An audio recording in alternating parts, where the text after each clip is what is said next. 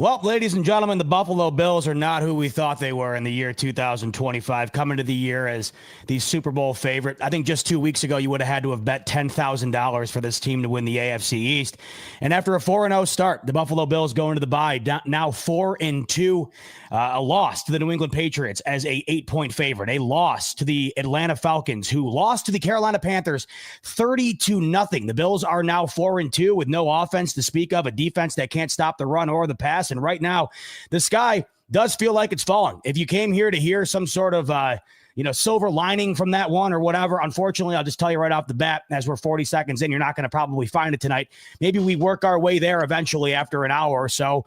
I highly doubt it. Based on the mood I know Rico's in, based on the mood I know I'm in, this is one of those losses that you sit here and you wonder what the hell has gone wrong. Rico, 24-14. The Buffalo Bills lose to the Atlanta Falcons. If I told you, Rico, before the game that the Buffalo Bills would hold the Falcons to 3 total points and a half, what would you have thought the outcome of this football game would have been? This team is absolutely pathetic. And I dare someone to tell me, and I'm sick of it, I'm being dead ass when I say this, I want no one to tell me relax. Don't tell me to relax, and don't tell me we're 4-2, and don't tell me we're still tied for the first place in the division. I don't want to hear diddly squat, because the last 3 weeks, this team does not look like a team that's a 4-2 team. This team does not look even close to being a 4-2 team. Josh looked like garbage today. The O-line played like garbage today. The defense was garbage today. Josh Allen, bro, forget about Josh. I ain't gonna talk about Josh right now. I'm gonna get to him later. This whole team was a frustrating team. And you said, what's the silver lining? The only silver lining in this, 2 silver linings, that there is no game next week because we don't want to watch this pathetic display of football. And the other silver lining is at least the defense showed that they can stop something. They stopped these guys from scoring. They blocked the field goal. They did what they needed to do. They gave back the ball to Josh, the one. Right, the golden child, right? Josh multiple times, numerous 3 times to be exact. We gave you the mother effing football back, and what do? Diddly squat. You're jittery behind the line. You're not making your reads. You're throwing it like the last interception he threw. I was like, even if you got that pass off, who were you throwing to? There was 3 dudes waiting right there. Fam, this game was. I was embarrassed. Watching this football game. You have Louis Riddick telling you, bro, somebody's going to have to win one-on-one. Somebody's going to have to win one-on-one. Keon Coleman. Bro, you know what? Let me take this L. Put this L on me, right? And shame on me, but sometimes you got to go through it. I said, I don't think we have a receiver problem. I think it's more that Joe Brady and Josh Allen have to find ways to get these guys schemed open, and Josh Allen has to execute. Bro, I was absolutely wrong. Kincaid being out, Keon is, bro. Your game is to go for the jump balls, but you and Josh can't get it together. You guys have had all offseason plus last year to get it together, and you can't. You guys have it. It's not working out. Khalil Shakir is not receiver 1. Sorry. I thought he could be. Get him the ball. He's so great with it. You're a complimentary piece. Fini. That's it. Josh Palmer was the one guy that, man, it looked like we got some. That brother hurt. Other than that, nada. We got nothing. Josh is sitting there. Poor guy's looking for some. Although he's not blameless, looking for some. He got nothing. And then you have an offensive coordinator. I'm sorry, I'm going off right now because I'm going to give you yours. We have an offensive coordinator that you had something going with James Cook, and then you're like, nah, I'm going to put him on the sideline. I'm going to get Josh. I'm going to give Josh back the ball and get him going. Bro, you had the run game going, and then you went away from it. It's frustrating watching this team look the same the last 3 games. Have you seen any change? I didn't see any change. They look sloppy against the Saints. Go back before the Saints. They look sloppy against the Dolphins. No, that's the reality, Rico. They've been the same team all year. They've been a bad football team. They've been a bad football team who beat worse football teams going into tonight and last week.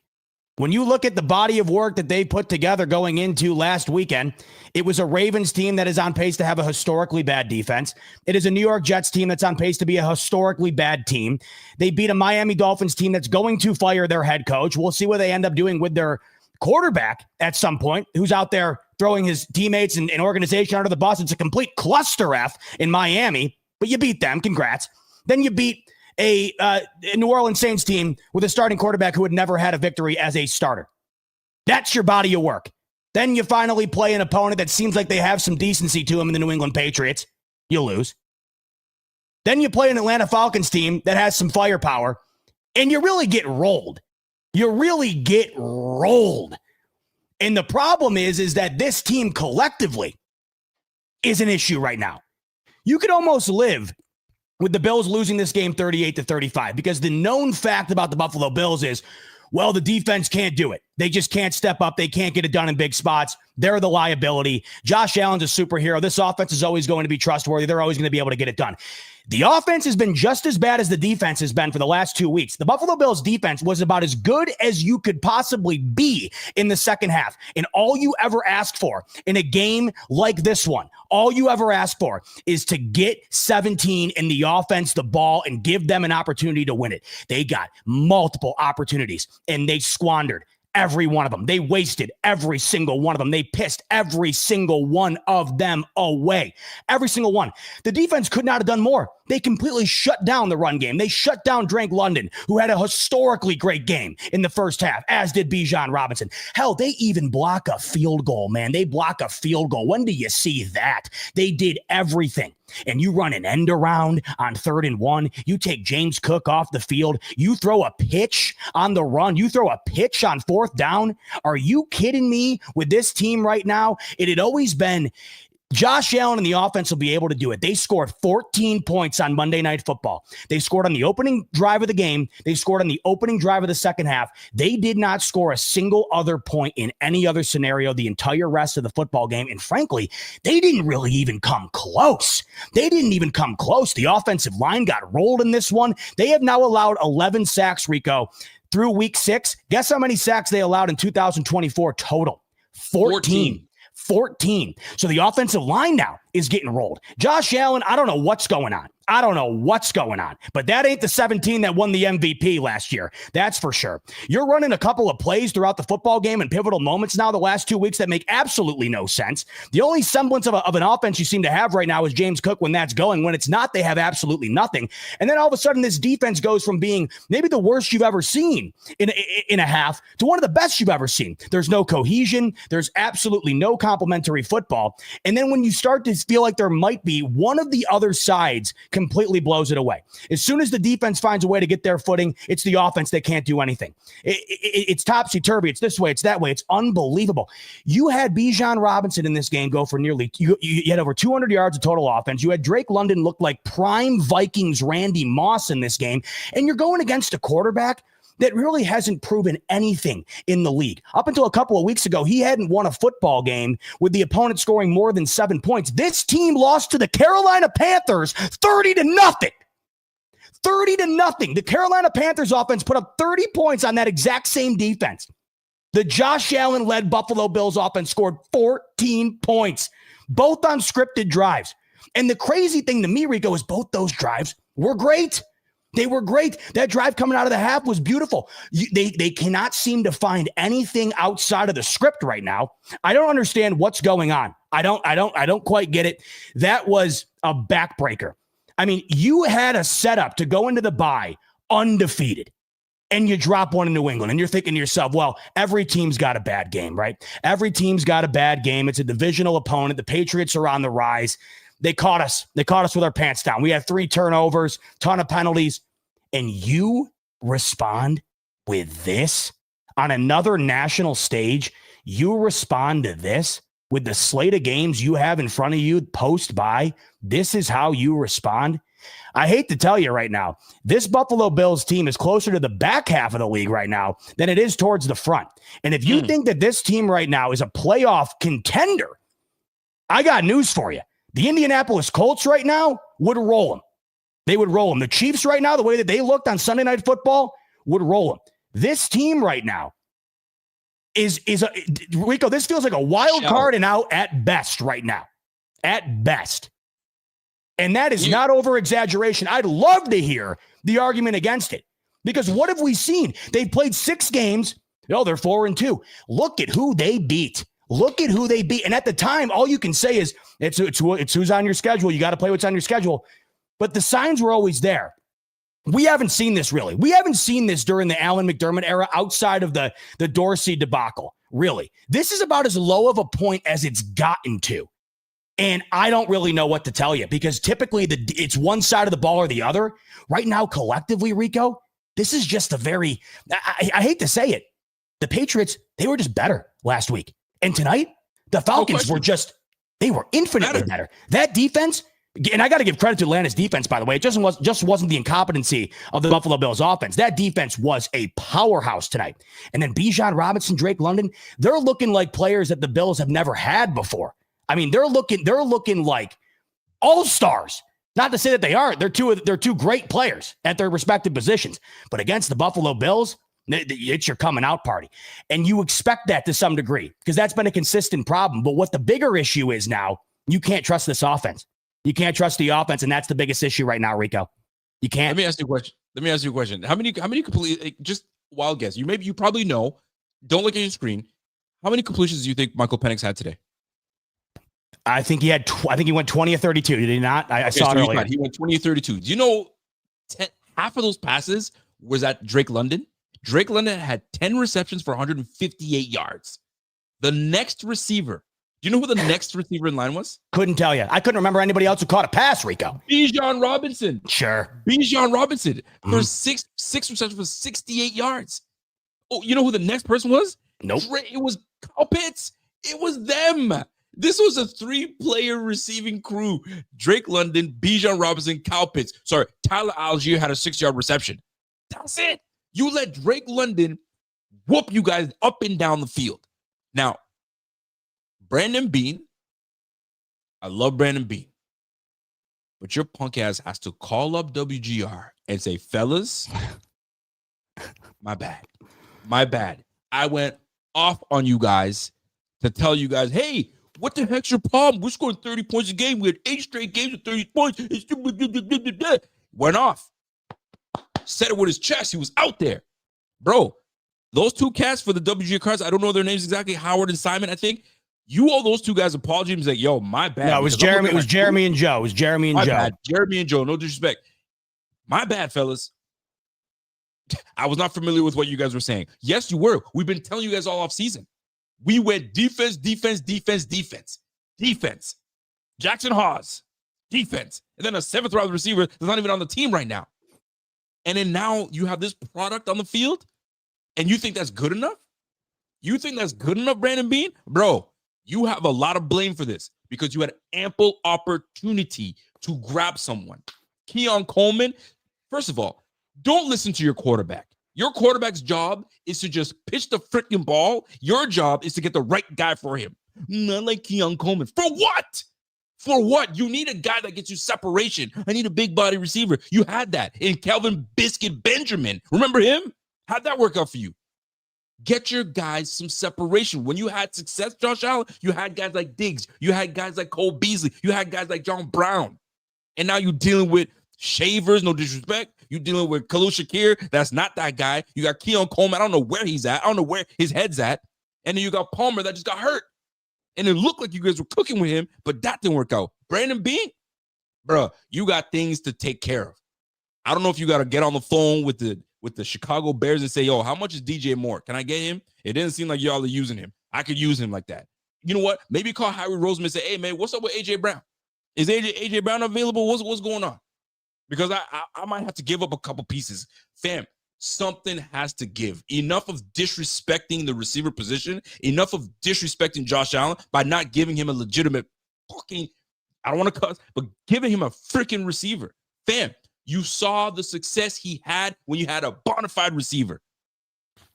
And then you didn't replace it. And then you're masking the MVP that we don't need it. Bro, we got away with Josh as being Josh and doing what he needs to do and getting it. The book is out. They know what he's about. He likes to roll right. Take that shit away from him. Okay, when he rolls left, flick it. Stop flicking the football. Square up and get that ball in there. You had Ray Davis or James Cook, I don't know who was, wide open, but you're Ty Johnson, wide open. You flicked it to him. Just square up and get that ball to him. So many things were absolutely mind-boggling to me. It got me hot right now. I'm hot. Go call A.D. Mitchell. Thank you, Jay. A.D. Mitchell go call him. Don't give him up. They'll give you something for him. But right now, what we have on this offense isn't working. Curtis Samuel can't stay healthy for if his life depended on it. Kincaid being out, you can't tell me Kincaid's the answer. You can't tell me Kincaid is the answer. We lost because Kincaid wasn't there. Bullshit. I am buying it. This team has a whole lot of soul searching to do over these next couple weeks.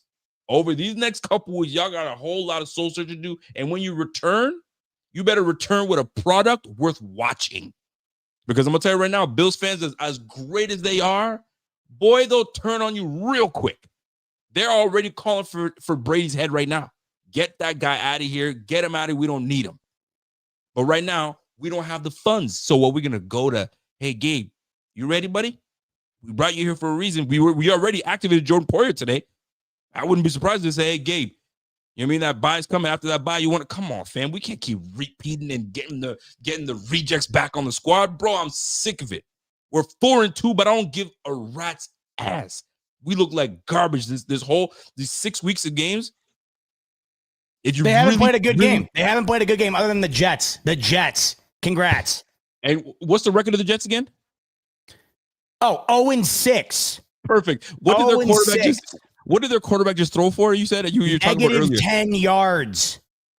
That's who we beat? Yo, give me a break. That's your best performance of the season. Bro, I'm hot. Hot's an understatement. You know, God bless you wanting to go after receiver after that game. Is Allen going to play well when the receiver that you're talking about gets brought in? Because that's a whole other question. To be honest with you, they panned to him on the sideline, and it reminded me,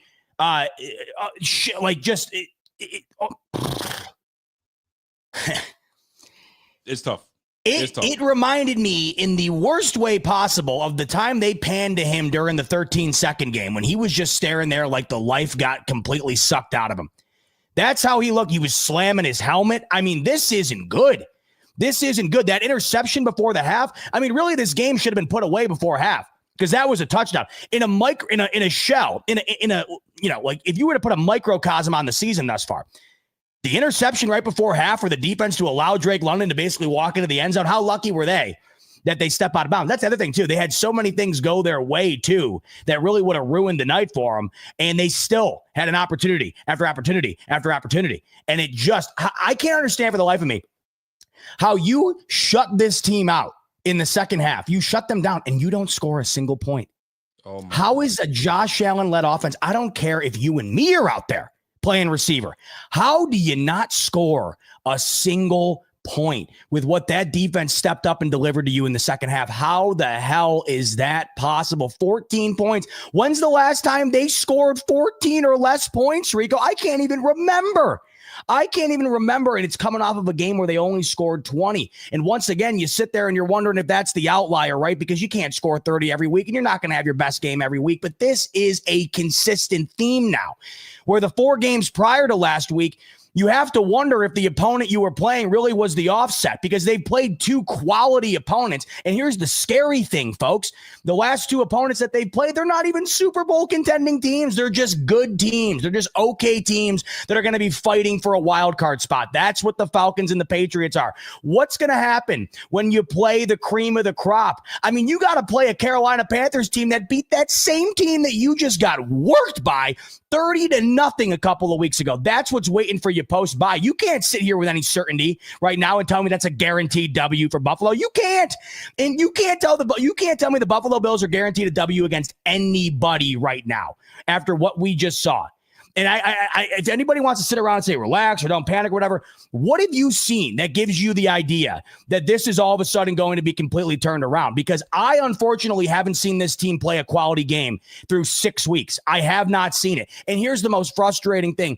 Of course, this has to happen when the AFC is just down. You look like you got the Chiefs, right? The Ravens, they're a dumpster fire. Joe Burrow's out and the Bengals are unwatchable. The Chargers are starting to collapse. Everything's working out in your favor. You know, you were minus 20,000 to make the playoffs a couple of weeks ago. It was a lock for the 1 seed. And now all of a sudden within 2 weeks, you're sitting here wondering if this team's capable of winning a playoff game right now. This is what's occurred.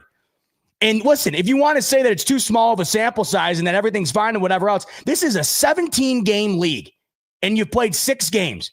1/3 of your games have been abysmal against teams that you were well favored to beat, against teams that are not considered to be in the same class as you.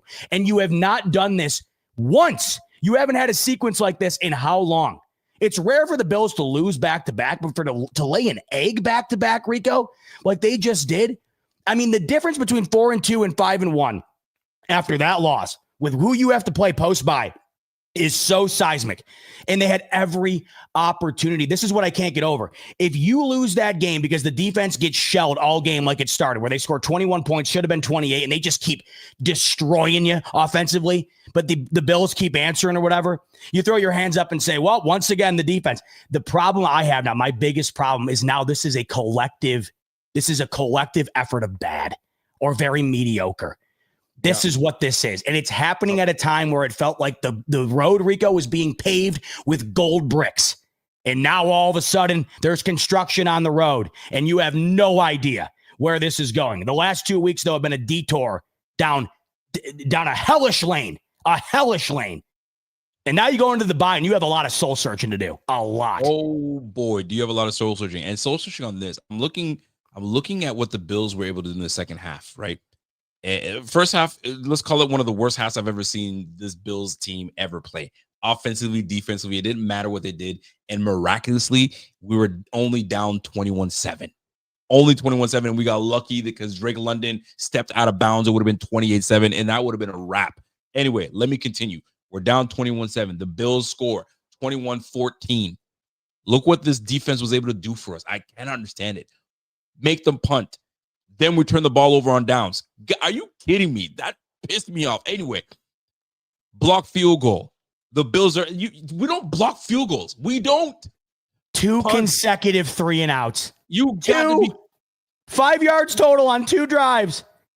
You can't win games like this. 2 minutes? You're only holding on the ball for 2 minutes? Are you kidding me? Here's another less than 2 minutes. You're gone. You're out of there.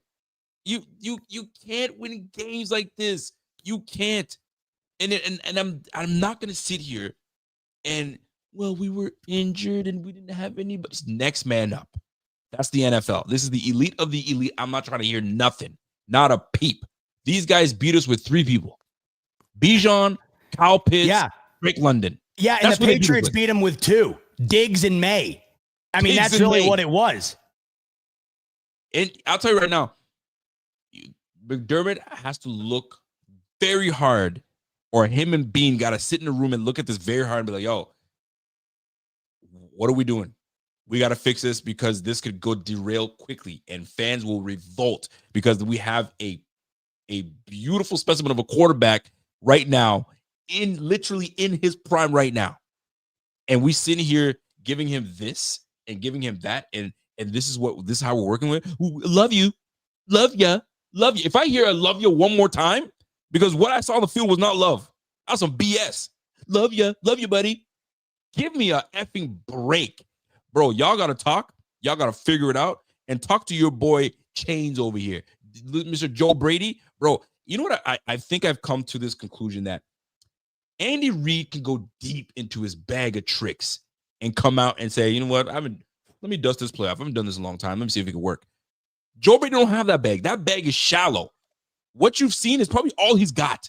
So he's just recycling it. He's kind of moving things around. You don't got a whole lot of bag. So Josh is just dealing with what he's got to deal with. This is where an experienced play caller would be beneficial to a Josh. Because right now, it's not helping him. This guy's got 0 bag.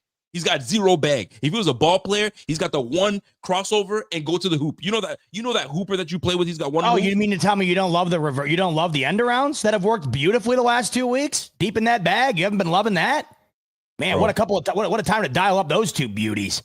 And when he did it, it was How do you 31. run that play there? How? James Cook is slashing these guys. And here's another question for you, Rico. Why is Ty Johnson on the roster? If it's 3rd and 1 and James Cook has to come off for whatever reason, why is Ty Johnson on the roster? Is that not what you kept him for? Is that not what he's on the team for? Short yardage gains? Or you have a freak at quarterback, 6'5", 230, whatever it is, 3rd and 1, sneak it twice. You run an end around? Why? Why? You just did it last week for no reason. The Bills didn't do anything on offense the entire second half outside of the first drive. The only time they were even getting movement, Rico, is when they got 2 flags that benefited them. It should have been earlier. Those drives both should have ended earlier. There were 2 flags that bailed them out. And speaking of which, how about the flag? Sure. Add that into the fold. Now this team's turning it over nonstop, and there's a flag every other play. Every other play. There's a hold. There's a pass interference on 3rd and 13. I mean, holy hell. 3 games, 30 penalties. Let me say it again. 3 games, 30 penalties. We had 8 penalties today, 11 penalties the game before, and 11 penalties the game before that. We've got 30 penalties in 3 games. Are you kidding me? And let me tell you something. This is when you were like 3rd and 1 and we're doing an end around, a jet sweep where we failed it the first time. And I didn't say anything the first time. If you've played ball, everyone knows the bread basket. Get that bread basket open so the quarterback can have a place to put it. Dawson Knox did this to receive the football. Guess what? Elijah Moore did the very same thing. If you see what they did, he went like this. Fellas, it's simple stuff. Open the freaking bread basket and let me put it in. But that's the point. It's 3rd and 1. Your coach called you out last week and said, hey, I think we got a little too cute sometimes. He doesn't mean too cute because you gave it to the wrong player. He means too cute when it's 3rd and 1 and you have an O-line that's one of the best in the game. Run the mother effing ball behind Osiris Torrance and Spencer Brown. Oh, guess what? You can go on the other side with Dion Dawkins, your Pro Bowler, and Edwards. Pick a side and run the fucking ball. Nah, bro, I'm going to do this end around and fumble it and give it back to the other squad. Fam, are you kidding me? Field position. These guys started their How do you run that play there? And granted, it's just one play. One of the many things that went wrong in this game. But once again, it's a moment where you're sitting there saying, what are these guys doing? They finally had the run game going. James Cook's motoring. Offensive line's getting a push. You have Cook, one of the best running backs in the league. You have Ty Johnson, who's supposed to be a 3rd and short type specialist running back. And you have a quarterback that is ideally built for that situation. Yet you run an end around for the 2nd week in a row. And you make a great point. You run it again after your head coach essentially called out the idea that the cuteness of the offense seemed to be a little bit egregious a week ago. And this is what you do again? This is what you do again. And then on that 4th and 2, the shovel to Ty Johnson, they could have ran it again there. I don't know. I don't know what's going on. I don't know what is going on. The inability to score. They cannot string 2 drives together now. They can't do it. They simply can't do it. They can't even get a first down sometimes.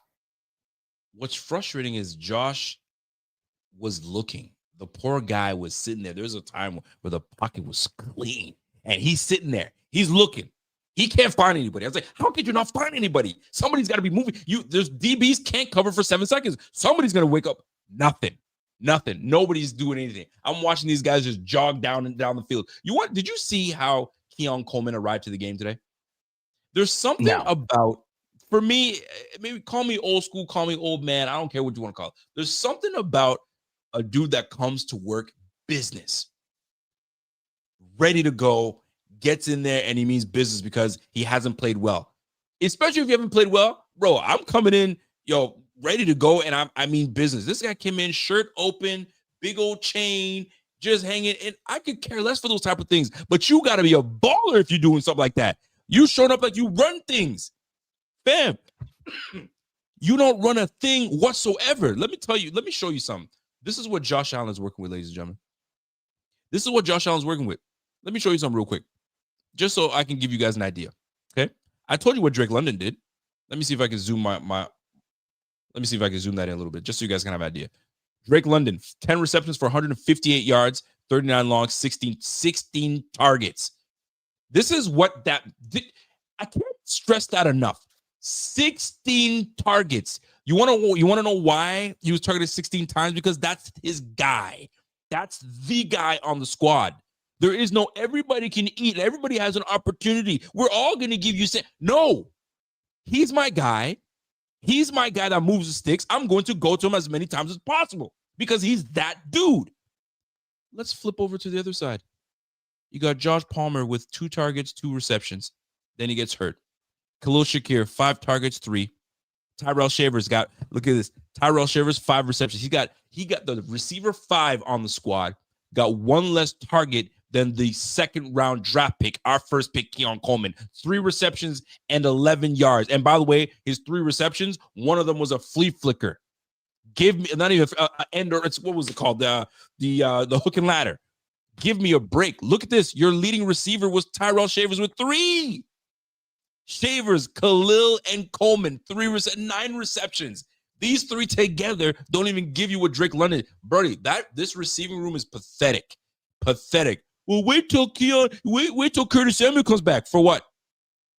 You got 2 of the same players. You essentially kept 2 of the same players on the team. Bro, give me a break. Brandon Beane, bro, love this team, but I'm looking at these results. Yeah, but Rico, we're only in week 6. There's way more. We didn't get the trade deadline yet. Shut up. I don't want to hear nothing. Because right now, this is a continuation of last year. It's a continuation of the year before that. We did the same thing. How many times are we going to go into the trade market and say, ooh, where can I find that Amari Cooper type receiver? Where is he? Where's Amari Cooper? Are you going to call Amari Cooper to come out of retirement? Because I could totally see the Bills doing that. Hey, you got one more in you? You got one more in you? Fam, joke. Absolute joke. I don't want to hear nothing about Khalil Shakir being receiver 1. We overpaid that dude. He did not deserve the contract he got. We should have went out and got a bona fide big-time receiver. You have a big-time quarterback in Josh Allen. You don't give him minions all over the place. Sorry. You just can't. You got to give him a big-time receiver because he deserves it. You deserve it. You can't get many places. Yo, you think Steve Young and Joe Montana getting anywhere without a guy like Jerry Rice? Are you kidding me? Heck no, they're not. Come on, man. You think Troy Aikman is getting away without the playmaker and Michael Irvin? Heck no. You need your dude. You need your dude. You look at the Rams. The Rams got bro, they could have just stuck with Puka Nacua and just called it a day. I got one guy. Now, I want 2. Give me Devontae and give me Puka Nacua. Come on, man. Stop playing with Josh Allen. Stop playing with him. Y'all play too much games, man. He's gonna get to the point where he resents this team and resents every one of you last suckers and says, I'm out. And here's the crazy part. Well, and I can't get over this part. McDermott doesn't roll up to Brandon Beane. Brandon Beane doesn't tell McDermott what to do. He rolls up to Pagula. They both roll up to Pagula separately. So when a big decision has to be made, who's making it? Who's making the big decisions? Like, fam, does that make any sense to me? And then all I hear is hockey people telling me, yo, Pagula ain't going to do anything because this guy's a bum. Don't you see how he deals with the Sabres? So what the F is happening? I'm not a hockey guy, but what the heck is happening? So when a big decision has to be made, does Josh Allen have to walk up to Pagula's room and say, all right, bro, one of these guys got to go because I ain't doing it. Ooh, maybe I should wipe the booger from my nose and try to go make a decision. Fam, yo, this is not an overreaction. If you think I'm an overreaction, let's go fight it right now. Let me put some gloves on. We're going to fight it. I'm going to show you how overreacting I am. This is crazy to me. Fam, man. I haven't been this mad in a long time. I have not been this mad in a long time. This was pathetic. I had a buddy of mine watching the game with me. He's like, yo, I'm out of here at halftime. Hopefully they can pull the Ravens. I said, they ain't pulling no Ravens. Good for They're him. not pulling no Ravens. That Ravens game is it's passe. And that's the thing too. Really, they really should be 3-3 right now. If they didn't pull off one of the most miraculous rabbit out of their ass type plays. I mean, really, Rico, that's what they should be. They should be 3-3. If in reality, right? If they didn't pull out, they had a 99.2% chance to lose that game late in it. Credit to them for getting it done. But this is the reality of the team right now. That's what's so frustrating, right? Because, you can sit around and say it's just 2 games, whatever. That's no longer the goal of this team. With Josh Allen now being in the prime of his career, the goal is no longer another division title. I can get old Bach and get another hat to add to the rack. Oh, man, been waiting all year to give Fanatics that extra $40 for that big old nice hat. That big old hat will get that big old new hat. Can't wait for another divisional title here in the 7-1-6. That's no longer the goal, which, by the way, right now, who knows if even that's in the cards right now, the way things are going. Because as it stands, the New England Patriots, who are playing essentially a last place schedule the rest of the way, they hold the tiebreaker, and they're currently in first place in this division. The heartbreaking part about this is the last 2 weeks, you did what you just did. You could almost swallow it, Rico. If the last 2 weeks, let's just say the Ravens were healthy. Or, I'll use a better example. Let's just say the last 2 weeks, we'll call it the Colts right now and the Chiefs playing the two best, probably the 2 best teams right now in the AFC, the way that they're playing. Let's say the last 2 weeks, this came against those 2 teams. In a weird way, you could almost swallow it, saying, they just couldn't get right against these 2 really good teams right now. Those 2 teams are humming. The Bills are just having a tough spot right now. They're going through a rut right now. Yeah, we'll see you in the playoffs. We're going through a rut right now, and couldn't get it done against 2 of the top teams in the NFL right now. This just happened to a Patriots team that has yet to, like you're waiting for the ascension. They felt like they were a year away. Right. It happened against the Patriots team that you were more than a touchdown favorite against. And then it happens to a Falcons team that was 0-2 in the division going into this game, 2-2. You're now becoming the team that gets their signature win. That's what the Bills are now becoming the last 2 weeks. They're the team with the great record that the opponent who's not as good, or at least you thought, you're the opponent. Or you're the team now that the opponent gets their signature win. What'd you hear on the broadcast tonight? This is probably the biggest regular season win for the Falcons in God knows how long. Last week, that was the biggest regular season win for the Patriots since Tom Brady retired. That's what you have on your resume now the last 2 weeks. Yep. And then you look at the schedule. This is why this game is so infuriating. This is why you're as mad as you've been in a long time, Rico. You're not mad that the Bills are 4-2. Because if they started the year off playing a healthy Ravens team and a Chiefs team and Tampa Bay and Pittsburgh and Philadelphia and a healthy Bengals team and they're 4-2, you would be feeling way different about it. You're mad because the Bills are 4-2 with their 4 wins being against really bad teams and their 2 losses being against just okay teams. And you're looking ahead, and you still got to play the Chiefs, and you still got to play the Buccaneers, who will probably drop 70 points on this team the way that they're playing. You still got to play Pittsburgh, the Texans, who have had your number. You got to play the Patriots again in New England. You got to play Philadelphia. You got to go against that Cleveland Browns team who doesn't give you an inch on defense. You can't put up a point outside the opening drives against the Falcons. What are you going to do against that defense? That's what's coming around the bend here. And then you also think about what it looks like in the playoffs and the way the Buffalo Bills have been playing. That isn't conducive to beating any one of these teams currently in the playoffs right now. Not one. The goal is always the Super Bowl with Josh Allen. And right now it's going to be resorted to, hey, 4-2 going into the bye with Panthers around the bend. I'll take that any day of the week. I'm sorry. If that's your mindset, I'm envious of you. I am envious of you because you clearly have a far better, brighter outlook on life. You look at the glass and you always see it half full. But unfortunately, I'm looking at this glass and my reflection staring back at me. And it's starting to hit me that the way that this team's playing, there is not a chance in hell they're going to be able to do what we thought was going to be destiny in week 1. When they pull off that Ravens game, and you're seeing the downfall of the Chiefs, and you're seeing the downfall of Baltimore after that, and Cincinnati's unwatchable now, and you're watching the AFC just blossom open. It's never been down like this. It couldn't be an easier road. This is when the implosion happens. Right now, Daniel Jones and the Indianapolis Colts have the number 1 seed in the AFC by a full game. They're 5-1. And I'm telling you right now, if those 2 teams met on a neutral field on Thursday Night Football this upcoming week, you would be a fool to think the Buffalo Bills will go out and beat them the way that they're playing right now. Buddy, that's just a fact. You killed that. You were on the money when it comes to that. And I'm like, and when you started telling me who we play next. We play the Carolina Panthers that have Rico Dowdle that just ran for the last 2 games 400 yards. This the guy's on pace for 7,000 yards, Rico. this brother is running the hell out of the rock. I didn't even think about that. So we got to face the Panthers that've got a quarterback that's on the rise right now in Young. He's got a good little receiving core that's out there that move the pocket. They got J.C. Horn, which is one of the better lockdown corners in the game. Hold on, can I just stop you for a second, Rico? I hate to cut you off, but can you believe what you're doing right now? Can you believe what you're doing right now? I can't believe you are dissecting how the Panthers are going to beat the Bills post bye. That's where we're at right now. I mean, can you believe it, what you're saying right now? And you're dead on. You're dead on. Can you even believe it? We've become a team that, listen, let me be a GM and build a team right now. You know how I would build a team to beat the Bills? Listen, give me a mediocre O-line.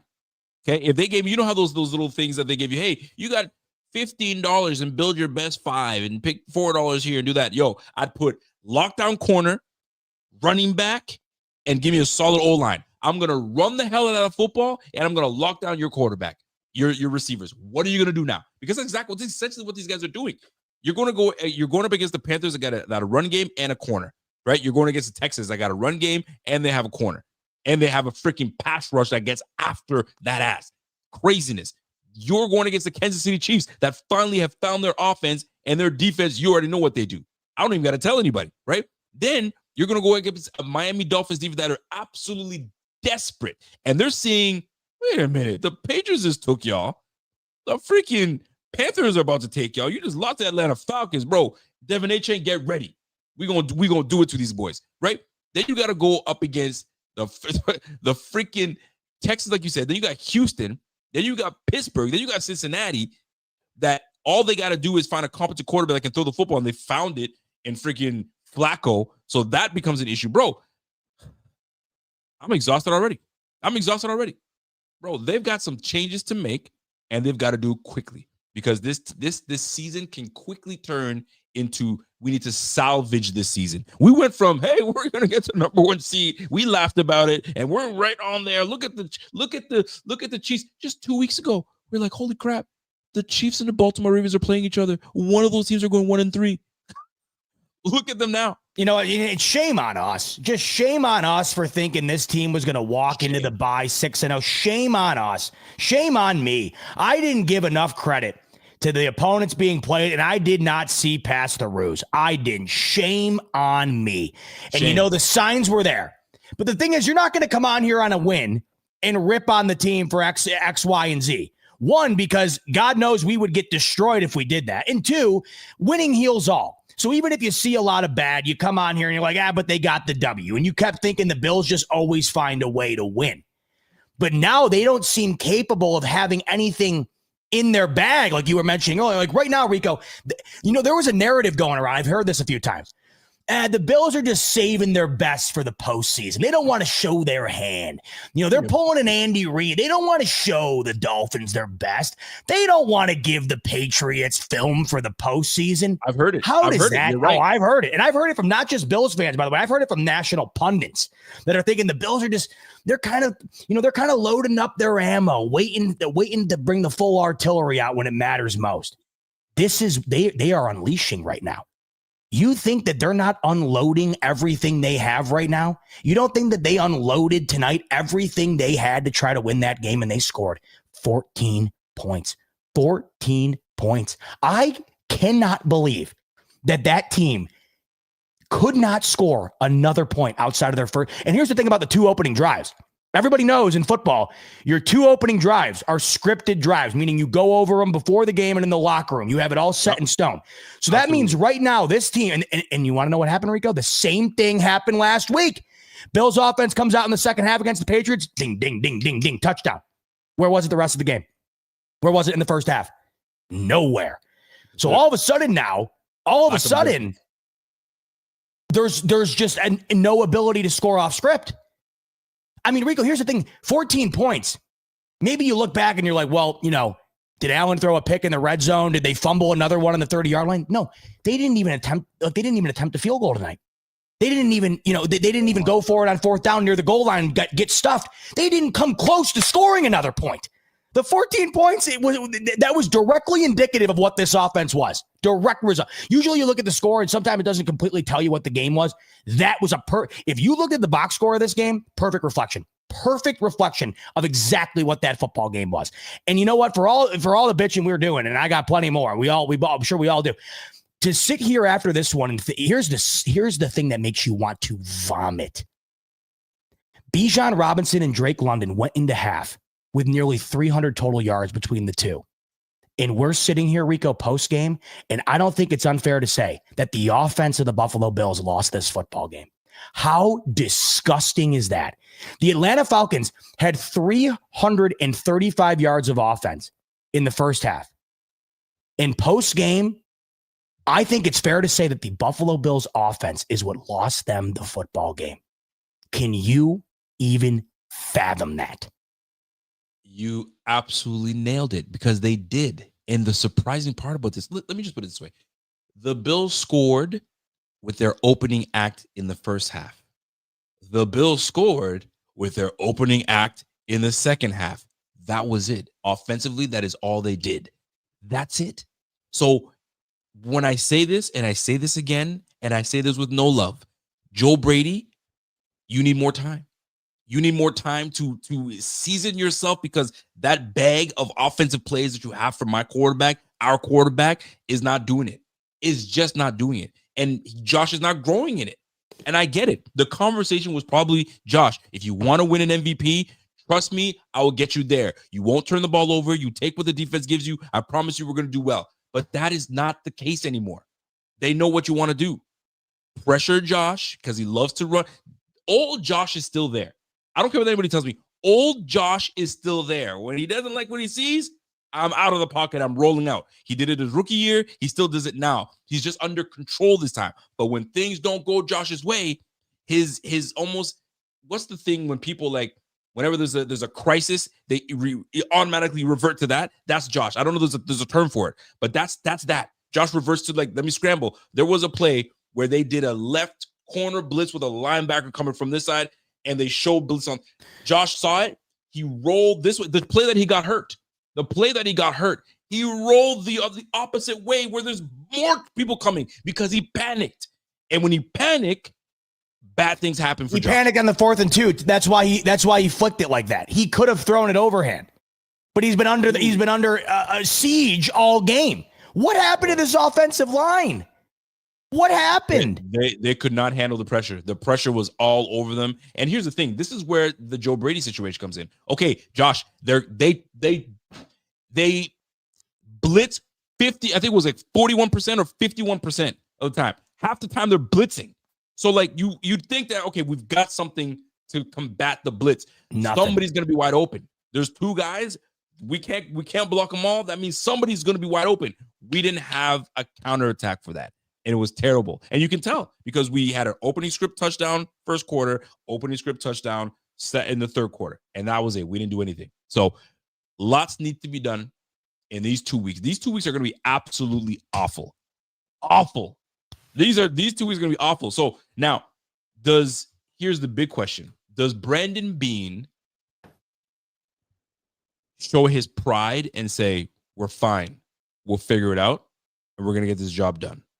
Or does he have to tuck his tail and go and ask, does anybody want to trade with me? Is he going to have to do that? Who's saving this team right now? That's the thing. Maybe he makes a move, maybe he doesn't. What is that move going to be that takes this team from... This is my point. Even if he does make a trade, we still got Joe Brady calling plays, so it's going to be a waste, just like it was for Amari Cooper. So what difference is going to make? So clearly something has to happen. Clearly something's got to happen.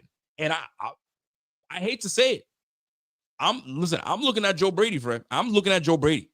Look, go look at the Titans. The Titans right now fired Callahan because this guy just can't get anything going.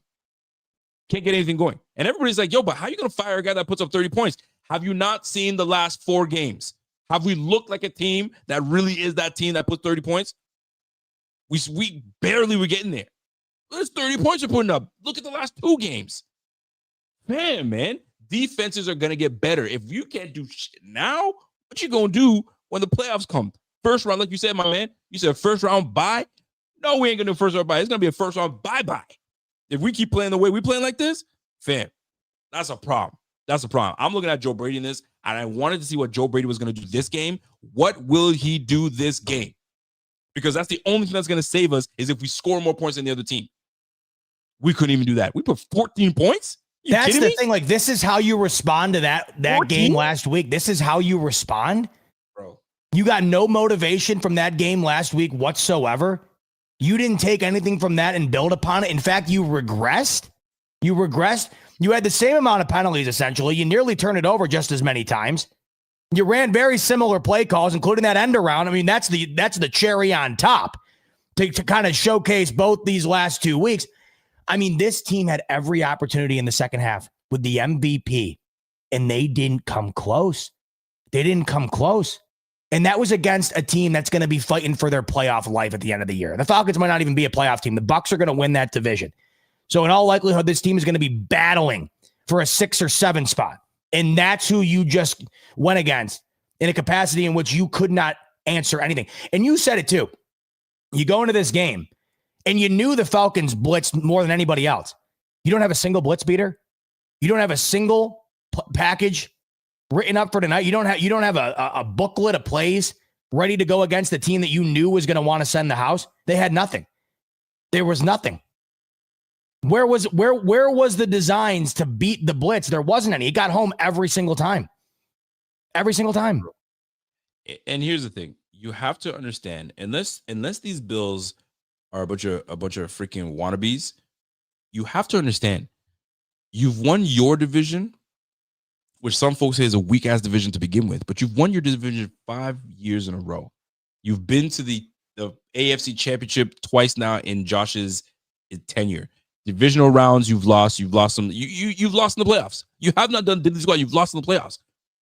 You don't think that everybody's going to bring their best towards you? You've got to be your best at all times. If you're a championship team, you've got to be at your best at all times. You can't afford to do this. You can't afford that. And I don't want to, but this guy was hurt, and then that guy was hurt, and then this guy. Not everybody's banged up around the league. I ain't trying to hear nothing. Pathetic defensively, pathetic offensively, pathetic in the coaching realm. And Sean McDermott's glasses, take those things off. Those things were horrible. Terrible. Somebody lied to you, bro. Some things were ugly. You know what I mean? I could have went with you and said, nah, bro, that don't work for you. And that threw me off watching Sean McDermott out there. Golly, man. Anyway, comedic side stuff aside, this was not a good game by anybody. And Josh is part of this. I'm not going to sit here and nobody's blaming Josh. Oh, yes, he has a lot to do with this. He wasn't hit. Bro, he had a ball that he threw right in the dirt. You had Shavers coming across. What was right that? In the dirt. Threw it right in the dirt. Now, call it what you want. Maybe it was because it was wrist or whatever the heck that's hurt. No, Laura, his glasses were not cute. Knock it off. They were not cute. Not for him. They weren't. Anyway, the point I'm trying to make is this. Nobody was good. Everyone was bad. And the thing is, I couldn't. Bro, this team got me so frustrated. I'm trying to formulate my thoughts in words, and I'm just beside myself. So that's why these are therapeutic for me. These are therapeutic. I get it out as much as I can. Bot gets it out as much as he can, and we go from there. But let me ask you this. Realistically speaking, what's the first thing you look at in this offseason? Excuse me, not this offseason. In these next 2 weeks, with the bye coming, if you're looking to improve or make a change or look at something a little bit more, what are you looking at these 2 weeks? What does McDermott do in these next 2 weeks? What are we focusing on? Is it just a matter of just let's get healthy and give it a good college try? What is it? That's what it is. Who's coming to save this team? Nobody, unless you pick up the phone and somehow fleece the best GM in the NFL and Howie Roseman and get A.J. Brown on this roster. There's nobody of substance to me that the Bills are adding before the trade deadline that flips this team to a whole other level. There doesn't exist. This is what it is. You spent all of your offseason assets essentially on the defensive side of the ball. And the problem is right now, I'm not even sure if the defense is the biggest issue. Because right now, I have 2 games where despite the flaws of the defense, which there are many, The Buffalo Bills offense had a chance to win both of those games multiple times, and they blew it every single time. The Bills offense scored 3 points in the first half against the New England Patriots. 3 points. And they went down the field with a chance to take the lead, settled for a field goal, never got the ball back. And then in this game, they score 7 points in the first half. Defense gets shredded, but they come out and they adjust. The Bills offense never did. The Bills defense shut down the Atlanta Falcons the whole second half and gave the Bills offense more opportunities than they deserved. And on 2 of those opportunities, they went 3 and out and gained 5 yards total on 2 drives. On another one of those opportunities, what is it? They go for it on the 4th down there and have just an awful setup that was completely busted from the beginning, and Allen flicks it away. I mean, they did nothing. They did nothing with those opportunities. So I'm sitting here and I'm thinking to myself, a defense that you thought was going to be the issue from the jump, you're sitting here now and you're wondering if that's not even the biggest issue. And the other thing too, that's the saddest part of all this, is that typically you walk away from games saying, man, they're failing Josh Allen. He's part of the problem right now. And that's the issue. The last 2 weeks, Josh Allen's been cemented right within the problem. I know nobody wants to hear that, but that's just the truth. The last 2 weeks, Josh Allen has not been, not just MVP Josh Allen, it hasn't been good. And tonight in particular, the game against the Falcons in particular, that wasn't the Josh Allen that's become the superstar in Buffalo. You saw it on his face. You saw it in the play. And it was the concerning part is you always think to yourself as a Bills fan, at least they got 17. Tonight, every opportunity was put in the hands of 17 in that offense, and every opportunity went to the wayside. And that's what the most concerning part of it is. That's always the scapegoat. That's always the answer. And right now it isn't, Rico. Yeah, and I don't want to hear anybody say, you can't you can't say that's Josh Allen's fault. He's our best player on the team. If you're telling me that, you're an elementary fan, and I don't mean that by disrespecting you, but that's unacceptable to say. You're just an elementary, he's our best player. How are you going to blame him if it's not for him? Bro, he was part of the issue today. Rushing throws, not reading the field very well. The offensive line didn't do their part either, so that didn't help him. The receivers not getting open. It was a multifaceted problem, but it starts with your quarterback at 17. It starts with him. And it didn't get any better. And it was rough. Like, he was just making throws. Like, the interception that he threw, I was like, where were you throwing that, bro? Like, what the heck was that? Like, dude was like, it wasn't a good decision. It was not a good decision. That's 2 back-to-back games that he's thrown balls that had no business being thrown and got intercepted. It's like, fam, but then what do you want him to do? My job is to throw the football, but none of these mother effers are getting open. Keon, I'm very disappointed in Keon. I'm very disappointed in Keon. This guy, what does he bring to the table? What is he bringing me to the table? Like, for real. Like, he looked like a different player in camp. I'm not gonna even say that. You know what? I will. Look like a different player in camp. Look like a different player week 1. And then we haven't seen anything close to that the last 4 games. What is up? Like, are you fragile? Like, are you mentally fragile because they benched you in the first quarter? Are you pouting? Like, what is it? This is your chance to bounce back.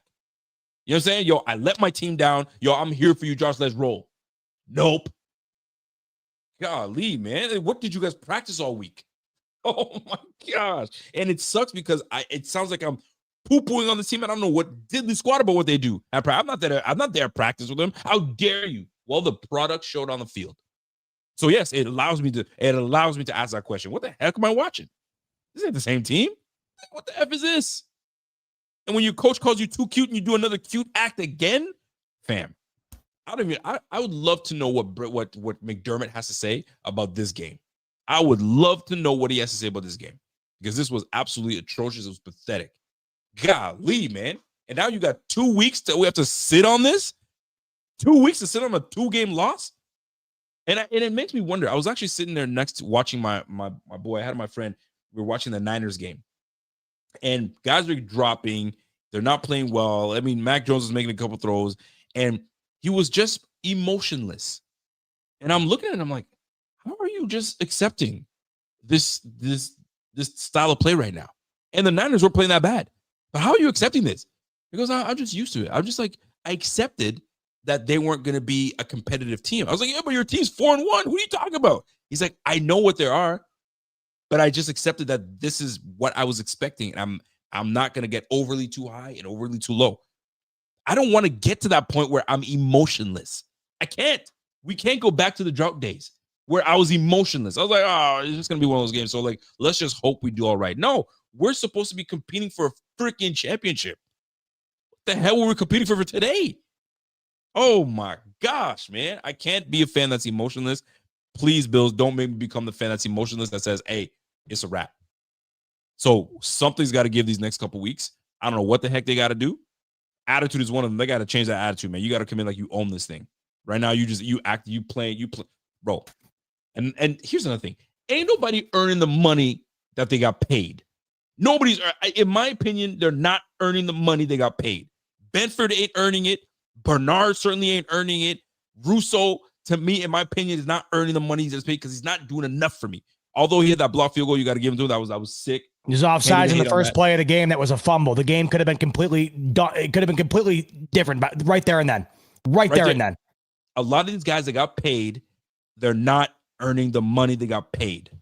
The only guy that can say, yo, I earned my check, to be honest with you, is, and it's tough for me, is Josh Allen, number one, and Ed Oliver. James Cook earning his money. Yo, the rest of y'all, and that's on Brandon Beane. You went and paid all these cats when you could have went out and got, some really talented cats. I get keeping homegrown players, but there's guys that you got to realize, you nice, but a second contract nice? I don't know, man. This guy just gave the bag. You get the bag, you get the bag, you get the bag. Bro, so it's y'all that got paid, earn your keep. And right now, the guy that's not earning his keep, in my opinion, the most is Khalil Shakir. Khalil Shakir is not earning his keep, in my opinion. I just don't see enough from him. You're getting paid all that money and 3 receptions for 30 yards. Come on, man. Nah, you can't. You're not fooling me with that. You're not fooling me with that. I need more. 3 receptions. You kidding me? And I can't just give you screenplays. Give me something vertical. Oh my gosh, man. Bro, it's killing me. It's killing me. But I gotta watch my blood pressure. I'm getting a little older now. So I gotta watch my blood pressure and I don't get all nutty and all out of whack. But this is crazy to me. Absolutely nutty to me. Oh, so now I ask you this. Give me a positive. Give me a positive or two. In the chat, I know there was a lot of negative stuff. I know there was a lot of like tough moments to deal with. But give me a positive. Give me 3 that I can say, okay, I can look forward to that. Did you see anything that had you saying, okay, we got something here. Because there's one thing that stood out to me that I was like, we absolutely got something here. And that was Deon Walker. We absolutely have something in Deon Walker. Deon Walker, real deal. He is the real deal. This 5th round draft pick, absolutely killing it. And I want to see more of Deon Walker. That was a bright spot. When I see this guy just makes plays. He just makes plays. You see him, big 96, right there. Makes plays. So that was to me a bright spot. Did anything else stand out to you that was like, I like that. That's a good thing that we can see something. You imagine your main bright spot being a 5th round draft pick right now? Was it the 5th round? 6th? I can't remember. Maybe it was the 4th. Or maybe it was a 4th. I apologize. I thought it was it was the TJ Sanders was 2nd, Landon Jackson 3rd, and I think it was Deon Walker. It was the 4th round. Whatever. Yeah. Okay. It was the 4th round. Yeah. No, Sorry, but you imagine all the assets invested in the offseason. The big bright spot right now is the 4th round. You have your 1st round draft pick not on the field because he's not healthy, right? I mean, right now, Tre'Davious White, by the way, once again, another game where it's just like, you can't even fathom this. You can't even fathom it. And what kills me the most is that you have a defense right now. And by the way, you're right. Deon Walker's playing great. I just think it's amazing. It's unbelievable that this is the bright spot right now. The bright spot going into the bye week is your 5th round draft pick, which is great. I mean, it's not like you don't want him to succeed, and I'm loving what I'm seeing. But that shouldn't be the lone bright spot in a game against the Atlanta Falcons. And then that's just where we're at. The crazy thing to me is a defense that loses Bernard in this game, already without Milano. You got Tre'Davious White out there. You got Jordan Poyer out there. You got a defense that's all sorts of banged up, and they did everything in their power to give the best player on the planet 3+ chances to win the football game. Hell, they could have won going away, Rico. Like they were set up to not only win this game late, they were set up to like put this game away. And there wasn't a single one of those chances capitalized on. A defense that was literally out there with, I mean, this is basically a scout team defense in some areas. And they shut down that same team that went all over the field on them in the first half. Where was the answer on offense? This is why, like, looking at the positive, I don't have many positives from this. Yes, Deion Walker's one of them. James Cook was a positive to me in this game. Thought he ran well. Outside of that, I don't really know what positive do I take away from this? I really don't have many. The offensive line couldn't protect Josh Allen. Josh Allen couldn't do much of anything when he did have protection, or when he didn't, they just couldn't make much of anything. You're nailing it on the head with Keon Coleman. This is awful. This is awful. You're watching what Drake London's doing to this team. You're watching what Stephon Diggs did to this team. You're watching around the league of Mecca Igbuka right off the bat cemented himself as maybe a top 5 wide receiver through the first 6 weeks. You're watching JSN ball out with Sam Darnold in Seattle. And right now, your best option is a intermediate throw to Khalil Shakir, if you're lucky, because that's not even a given. You barely barely available tonight. The opportunities for Khalil Shakir, Keon Coleman, week 1, you're looking at him and you're thinking, man, this guy, this is what we've been waiting for in the offseason, right? I'll never forget Deion Dawkins saying, "Look out, NFL! Keon Coleman, he's on the way." Then you see week 1. And he basically wills the Bills to win offensively, what he was doing in the second half. We haven't seen anything since. Nothing since. And you're watching what other guys are doing, too. You're watching, by the way, Xavier Worthy, keep seeing his name brought up. Chiefs are utilizing him every which way, right? Chiefs are utilizing him to the best of his ability. He is the best offensive player outside of Patrick Mahomes on their offense now. And where would you put Keon Coleman right now? What is he, 5th? Josh Allen, James Cook, Khalil Shakir, Deion Dawkins, Dalton Kincaid. I mean, I don't even know if we're talking top 5 right now. And that's just a shame, because it felt like this was going to be a big off season for him, right? He was balling out in camp. All you were hearing were great things. All you were hearing was praise. Then week 1, he balls out in the second half, has a massive game to help the Bills win that one. And it's been nowhere since. And now if the Bills can't run the ball, they have no pass game. They have absolutely no pass game whatsoever. And even with the ability to run, there still doesn't seem to be much in the pass game at all.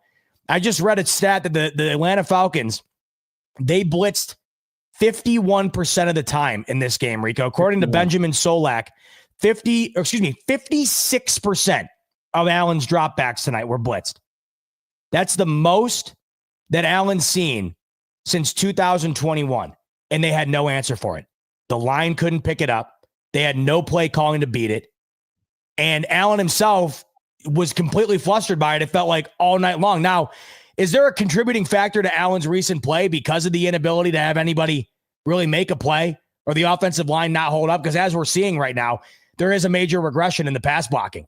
They are on pace to quadruple the amount of sacks that they allowed last year. And what's unfortunate about that, they brought back the same exact unit. They brought back the same exact offensive line. The problem is you saw Connor McGovern get hurt tonight. Spencer Brown's been banged up.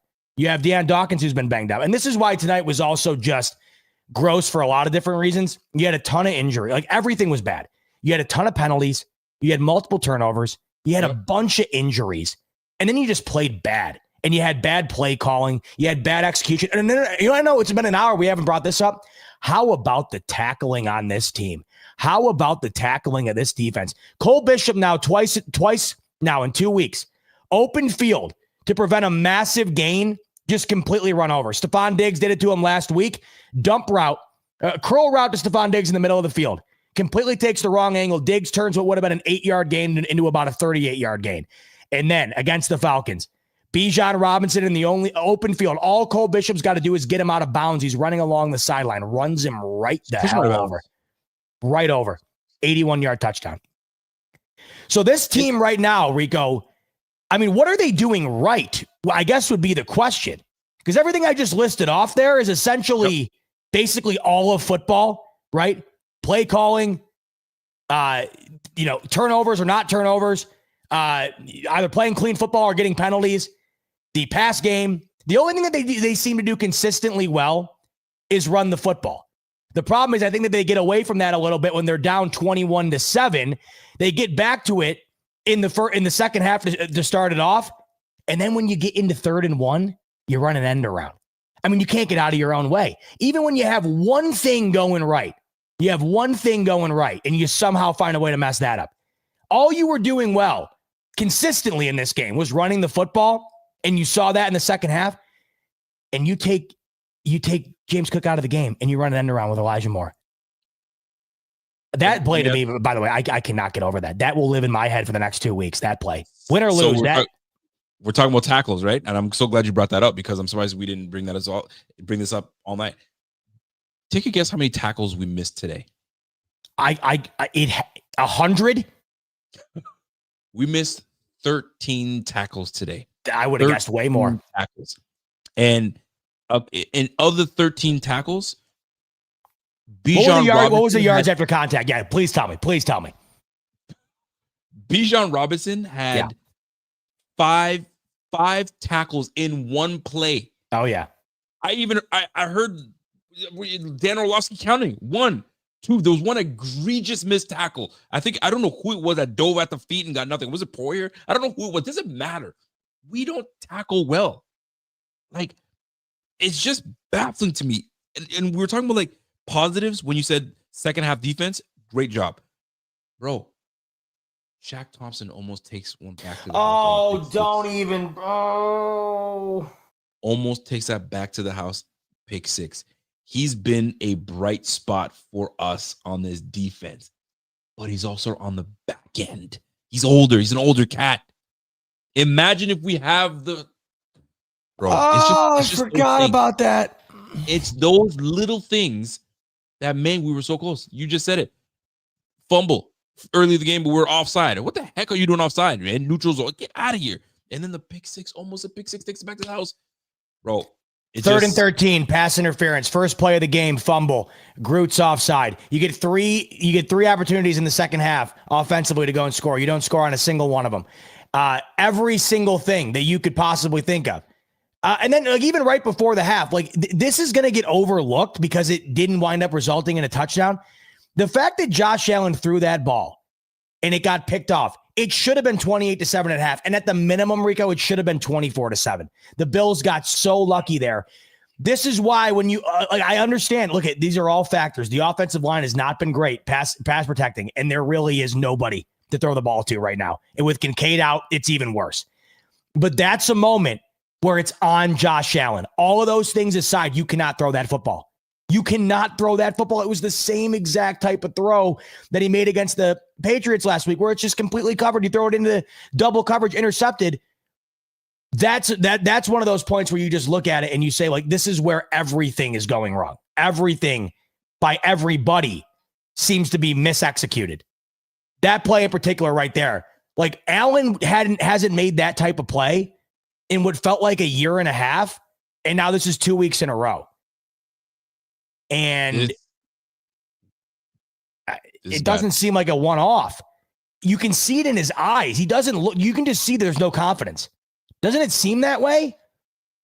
We were demoralized. We were demoralized. It was just too many big plays that were happening.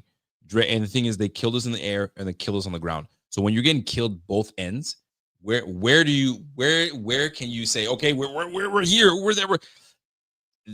Atlanta shot themselves in the foot. They didn't execute. If they were more on par and doing these things, like you said, they could have went up to 28-7, and that would have been a really bad day for us. But the fact that we kept it close, I don't know how we did. It's just bad. Just bad. We just need to be better. At the end of the day, it needs to be better. I just don't know where. And here's another thing. Here comes the thing of accountability. If Trey White just sucks, get him off the field. But then, do we have the talent enough? Do we have enough talent to take him off the field? Oh my gosh, man! You can't even. Maxwell you can't even Harrison, bench I don't players. care. Maxwell Harrison needs to be activated off the IR and needs to be in after the bye. We don't. I even mean, know if how that's many even gonna be times? better. How many? I don't care at this point. How many times can you let Tre'Davious? Like, for instance, how about that play today where Michael Penix just throws it to a wide open Bijan Robinson down the right side for that 23 yards? Where is Tre'Davious White? Where is he? Every single week, Tre'Davious White has had at least one massively costly play every single week. He had 2 or 3 today. And the thing is, I don't even know if I can blame Tre'Davious White. At this point in his career, should he be relied upon to be making those plays? That's when you know that we're in a real bad spot right now. Like, I don't even think I can blame him. With all the injuries that this guy has suffered this far into his career, he's being relied upon to be the savior on the back end. That's a Bean problem to me. I don't even know how much I can put that on Tre'Davious White. You knew what he was. He had a stint in LA and a stint in Baltimore, and there's a reason why that didn't last. And you couple that with the injuries, I feel terrible. I love Tre'Davious White. But Tre'Davious White at this point in his career cannot be relied upon to be a lockdown corner. In every single week, there has been a moment where Tre'Davious White has been completely lost on a play or burned. Then you just nailed it. What's the solution? There's a reason why he's out there. If they had a better solution, you'd think it would be implemented. And I don't know, Max Harrison too. I think if he was healthy and they thought he was good enough, I think they would have already. I think that I just get this vibe that they're not confident in what he's going to be bringing to the table this year. I don't see it. And this is where everybody has to look in the mirror and be like, yo, where can I make my wrongs right? And right now, there's a whole lot of stuff that has to happen. By the way, Josh today, he had less than 200 yards passing. This reminds me of the Texans game where he had 130 yards and he threw for under 50% passing. This was not good today. And here's the difference, though. So it's funny. This time last year was essentially the same predicament the Bills faced, where they went to Baltimore and got destroyed. Then they went to Houston and laid an egg. That was probably the worst game Josh Allen had in forever. Right. Here's the difference. Baltimore, you met them in the divisional round. Houston, they were in the divisional round last year. These two teams you just played, are we going to be seeing them in the divisional round, Atlanta or New England? I don't think so. This, to me, is the clear indication of a regression because your two, that was gross games last year came against two teams that were contenders all the way through. This year, they were against two teams that are going to be in a dogfight at the end of the year to get into the playoffs. Or maybe not New England, because right now, New England's sitting pretty, aren't they? All right. New England. You know what is funny? When we were losing this game, I'm thinking to myself, Stephon Diggs is probably sitting here going, didn't I tell you guys? You sure? Maybe I was just a year too soon. You sure he's going to do well without me?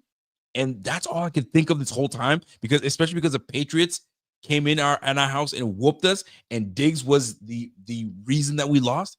Drake London did the same thing to us. And how about? I'm sorry. Just you know what's coming to my mind. Oh my God. This is. How about this? Every team, if you have this seems to be almost foolproof.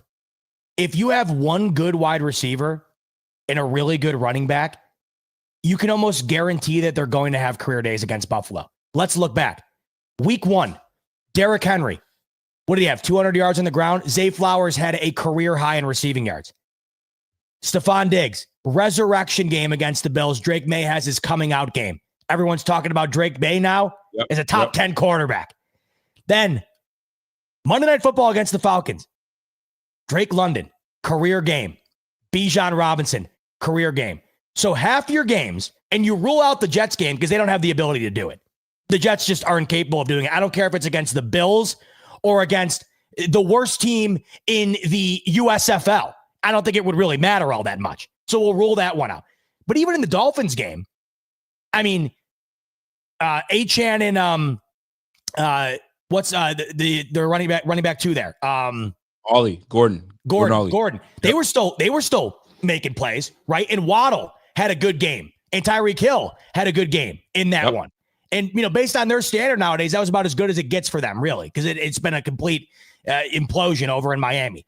And then in the Saints game, They just don't have the talent either. But Spencer Rattler still made some plays in that game, but they just don't have the Saints don't have the talent, even though the Dolphins are worse, I think, right now than the Saints. I think it's safe to say that the Dolphins have more talent on that team. So if we're removing the two teams right now, and ironically enough, both these two teams are dead last in their conference. The Jets are 0-6. They're dead last in the AFC. The Saints are 1-5. They're dead last in the NFC. So let's remove, how about this? Let's remove the outliers, Rico, which happen to be the two worst teams in the NFL. So we'll just get rid of those. Outside of the two worst teams in the NFL, all four teams the Bills have played have had receivers go off on them, and at least one receiver in three of the four have a career night. And then in all those games, running backs went off, and in three of those four games, three of the four running backs, career night. Or no, excuse me, not the Patriots game, the receiver game. So in at least one of those games, you had one of your stars have a career night. That's the way to put it. In at least every one of those games, you had your star player have a career night. Like, I'm not kidding you, like a send the ball to Canton type night. Like Diggs last week, he's been written off, right? Diggs has been written off and the baby mama stuff. Everybody's over Diggs, right? He's doing the tussy or whatever in the offseason. He's getting pictures taken on the boat with all the stuff or whatever, all this controversy surrounding Diggs. That's a breakout game for him at this point in his career, with Drake May leading the charge. Then you have Bijan Robinson and Drake London on Monday Night Football. You have Derrick Henry and Zay Flowers week 1. I mean, if you are a top receiver and a top running back, you are primed right now to have an all-time historic career night against this defense. Once again, the problem I'm having here, that might not even be the Bills' biggest problem. That might not even be the Bills' biggest problem. And you want to know another thing, too? You want to hear that? Go ahead. But go off. Look at the Patriots' schedule, by the way, is if you think that it's going to be like, if we're just going to re-grasp the AFC East like this, I got news for you. This is why these games were so big. You knew what was coming around the bend. You knew what you had post-bye. You have got to win the games that you should, because this is what New England has post-bye.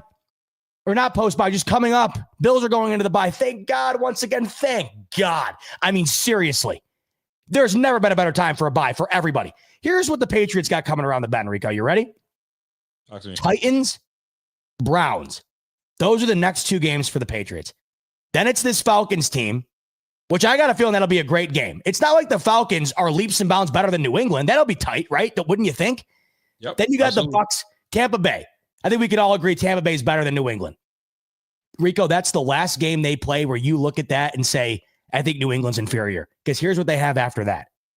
The Jets, the Bengals, the Giants, the Bills at home, who they've already proven they can outplay. An eviscerated Ravens team whose season's already lost. The Jets, the Dolphins. Do you think the AFC East is still sitting there primed, ready to go and walk through baggage claim, get on the private jet and coast into a 6th consecutive championship in the AFC East? Because that schedule is about as easy as it gets. And the Bills on the back half of this have to play the Steelers. They have to play the Eagles. They have to play the Chiefs. They have to play the Patriots again. And now you're starting to think, Rico, when they play the Patriots again, that could be for the division. And 2 weeks ago, you would have gotten laughed. I would have laughed at you. I would have howled at you. I would have heckled you. I would have been laughing like I just sucked down a half a tank of laughing gas. If you told me, hey, look out, because when the Bills play New England again late in the season in New England, that's going to be for the division. I would have laughed you off this. I would have laughed you out of the chat. Fool I am. Fool. I am an idiot. Listen, we all got caught up in thinking that the Atlanta Falcons were inferior, but then when you really looked at the nuts and bolts of it, they got themselves a run game, an offensive line, a revamped coaching staff, and young guys that are actually playing, right? You got a player of the month in Xavier Watts. You have James Pierce Jr. on that squad. You have Jalen Walker. They had some talented guys on that team, and they brought the blitz. Like you said 51%, by the way? 56. 56% of his dropbacks. Unfreaking believable. And that's half your dropbacks, Josh. You don't see it coming. That's where you have to make your reads as well. My gosh. And now all we're going to hear about is how great Bijan Robinson is. They did a great job in drafting Michael Penix in his 8th start. against this Bills team. That's the other thing too. You're losing to Drake May and Michael Penix in consecutive weeks on prime time. Yep. You don't deserve it. We don't deserve prime time. Bring us back to 1 o'clock games. You don't deserve it. Pathetic. So, but here we are. Here we are in this predicament, and it just you got to deal with it. And the thing is, as a defense, have some pride. You allowed 200 plus yard rushing the first week. Then almost damn near 200 rushing yards against the Saints 1 week. You just let one guy go for $180, 220 on you guys. Have some pride as a defense to really, we're going to shut down the run. Have some pride. Oh my gosh. Anyway, here we are. So the Bills have a lot to go and focus on. By the way, there's 4,000 y'all watching right now tonight. We got over 1,000 y'all on YouTube. We got another 3,000 watching on X. Listen, salute to you guys. Yo, share the screen. Like this stream. Send it out to all your folks and do all that and smash that like and show some love, and we'll go from there. Man, one last thing I gotta get off my chest before we move to super chats, unless there's more to you want to chat about. As I'm watching, I'm a body language guy. I watch body language, and I'm watching the body language of these guys running routes. I'm watching the body language of them walking back to the huddle. I'm watching Josh's body language. I'm watching coach's body language. Nobody's body language was telling me that they wanted it. It's like they're tired. I don't know. Did you guys see that? Did you see any hunger anywhere on this team? I saw no hunger.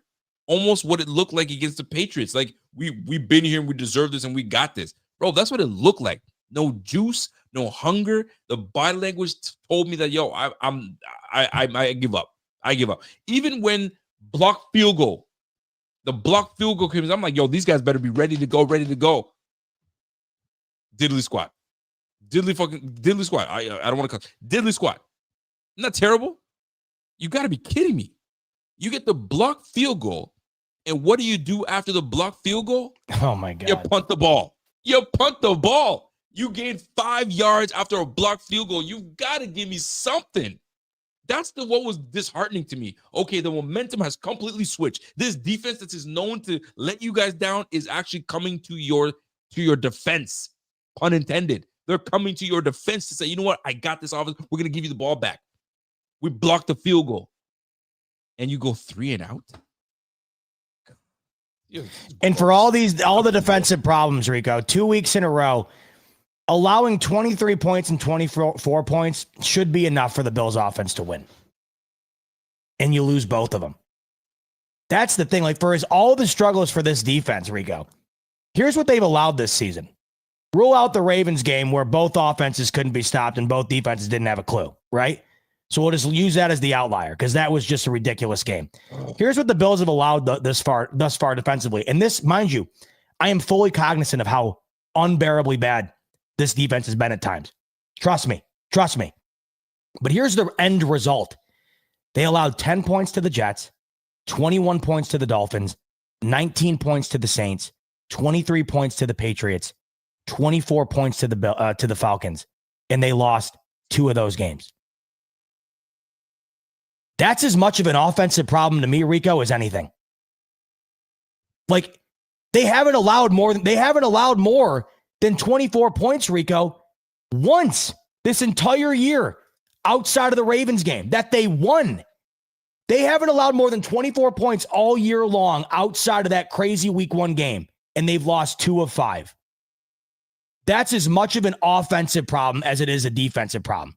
For as bad as they've been in a multitude of areas, all that matters at the end of the day, Rico, how many points did you let up on the scoreboard? Because that's all that's reflective of a win and a loss.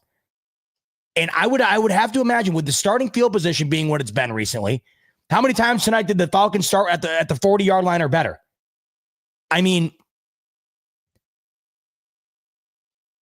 here's the deal. I don't know who's blaming it all on the defense. Certainly not us. Here's the deal, what I'm looking at too. And I'm looking at this coaching staff, and I'm looking at this whole situation. There comes a point, and I don't even want to go there, but there comes a point where you're like, okay, we're gonna see how this all plays out. But at the end of the day, bro, McDermott you might as well call him Mark Jackson. and good enough in the regular season to do good things and so on and so forth, but you've had your time. You got to go. Mark Jackson, you got to go. Get somebody in there that's going to get us over the hump, because you're clearly not showing me and showing the fan base that you're prepared to get us over the hump. It's the same story every time. It's the same nonsense that we see every time. You haven't been able to shore up this defense to stop the run. You're trotting out these guys that just have no business being on the field. You're not showing me anything. So Mark Jackson, at one point, coach got to make a decision. I see GM has got to make a decision. Owners got to make a decision to say, we got to go in a different direction, because this is too much. Last year, I was already done. I was like, yo, if you don't get it, it's a wrap. You can't lose to a team 4 times in a row. And they said, yo, we're going to give you an extension. It's crazy talk to me. So now, yo, we watching. You got these 2 weeks to clean this act up. Whether you have a conversation with Joe Brady and say, hey, that's enough. Whether you have a conversation with Babbage saved his damn job after that first half. That first half was abysmal, right? Unless he does something to take over play calling, I don't care what he has to do. These 2 weeks, you need to make this team look like a completely different team. Whether you, I don't know what you got to do, but that's why you're paid. You're paid to figure that stuff out. Figure it out. Y'all can't come out and give us that same production that you've been giving the last 4 weeks. Nah, we can't have that. We can't have that. And I don't want to hear nothing about, oh, we put up 30 points a game. Not good enough. We're 4-2. We're 4-2. Cut it out. Cut it all the way out. Anyway, we got super chats to go to. Lots of super chats. So hang with us. Thank you guys for hanging with us. We got a comment coming in from my man, Real Dan Echo. What up, Dan? Dan says, yo, football gods gift a 1 seed and they squander it. Yep. Mahomes sends his thanks. Yep. That's 2. Philly won't quit after dropping 2. Time to grow a pair, run another jet sweep Brady. You're a genius. Listen, people are starting to see what they need to see, man. Your offensive bag is not as deep, and it's being exposed. And tenured, good defensive coordinators will see through your offense and will pick it out. And right now it seems pretty easy because the weapons that we're putting on the field aren't good enough. Press them. Oh, by the way, and blitz them. We blitz. What was that movie? Remember the Titans? We blitz. That's exactly what these guys are going to do. They see what's going on. Yo, blitz Josh Allen, make them uncomfortable, and we're going to make these guys pay. Make them pay. Golly. Richie Fresh. Easy schedule. We will be lucky to win division, let alone make the playoffs. But hey, that's Buffalo sports. Being as a clown, go get a receiver right now. And honestly, I don't even think the receiver is going to be the answer, because we still are dealing with the same individual. We're still dealing with the same offensive play caller. So imagine the Bills go and say, hey, A.J. Brown, come on over. So A.J. Brown comes to the team. Now you have to make it a point to get the football to A.J. Brown. Not a bad thing. But then you'll hear, oh, Josh is forcing the football again. Oh, there's those turnovers again. So it's a lose-lose situation. So do you give up capital to bring a guy that may not be here in the next year or is in the last year of deal? I don't know how they would do it. I bring up A.J. Brown just to give an example. It doesn't matter who they trade for. People are talking about go get Chris Olave in his last year of a deal. Then he walks the next year. You give up the capital because people are going to say, give me a third, give me a fourth or whatever. And now you're down 1 draft pick going to next year. So it's one of those things where you really got to see what these guys are going to do. I'm curious to see what they do.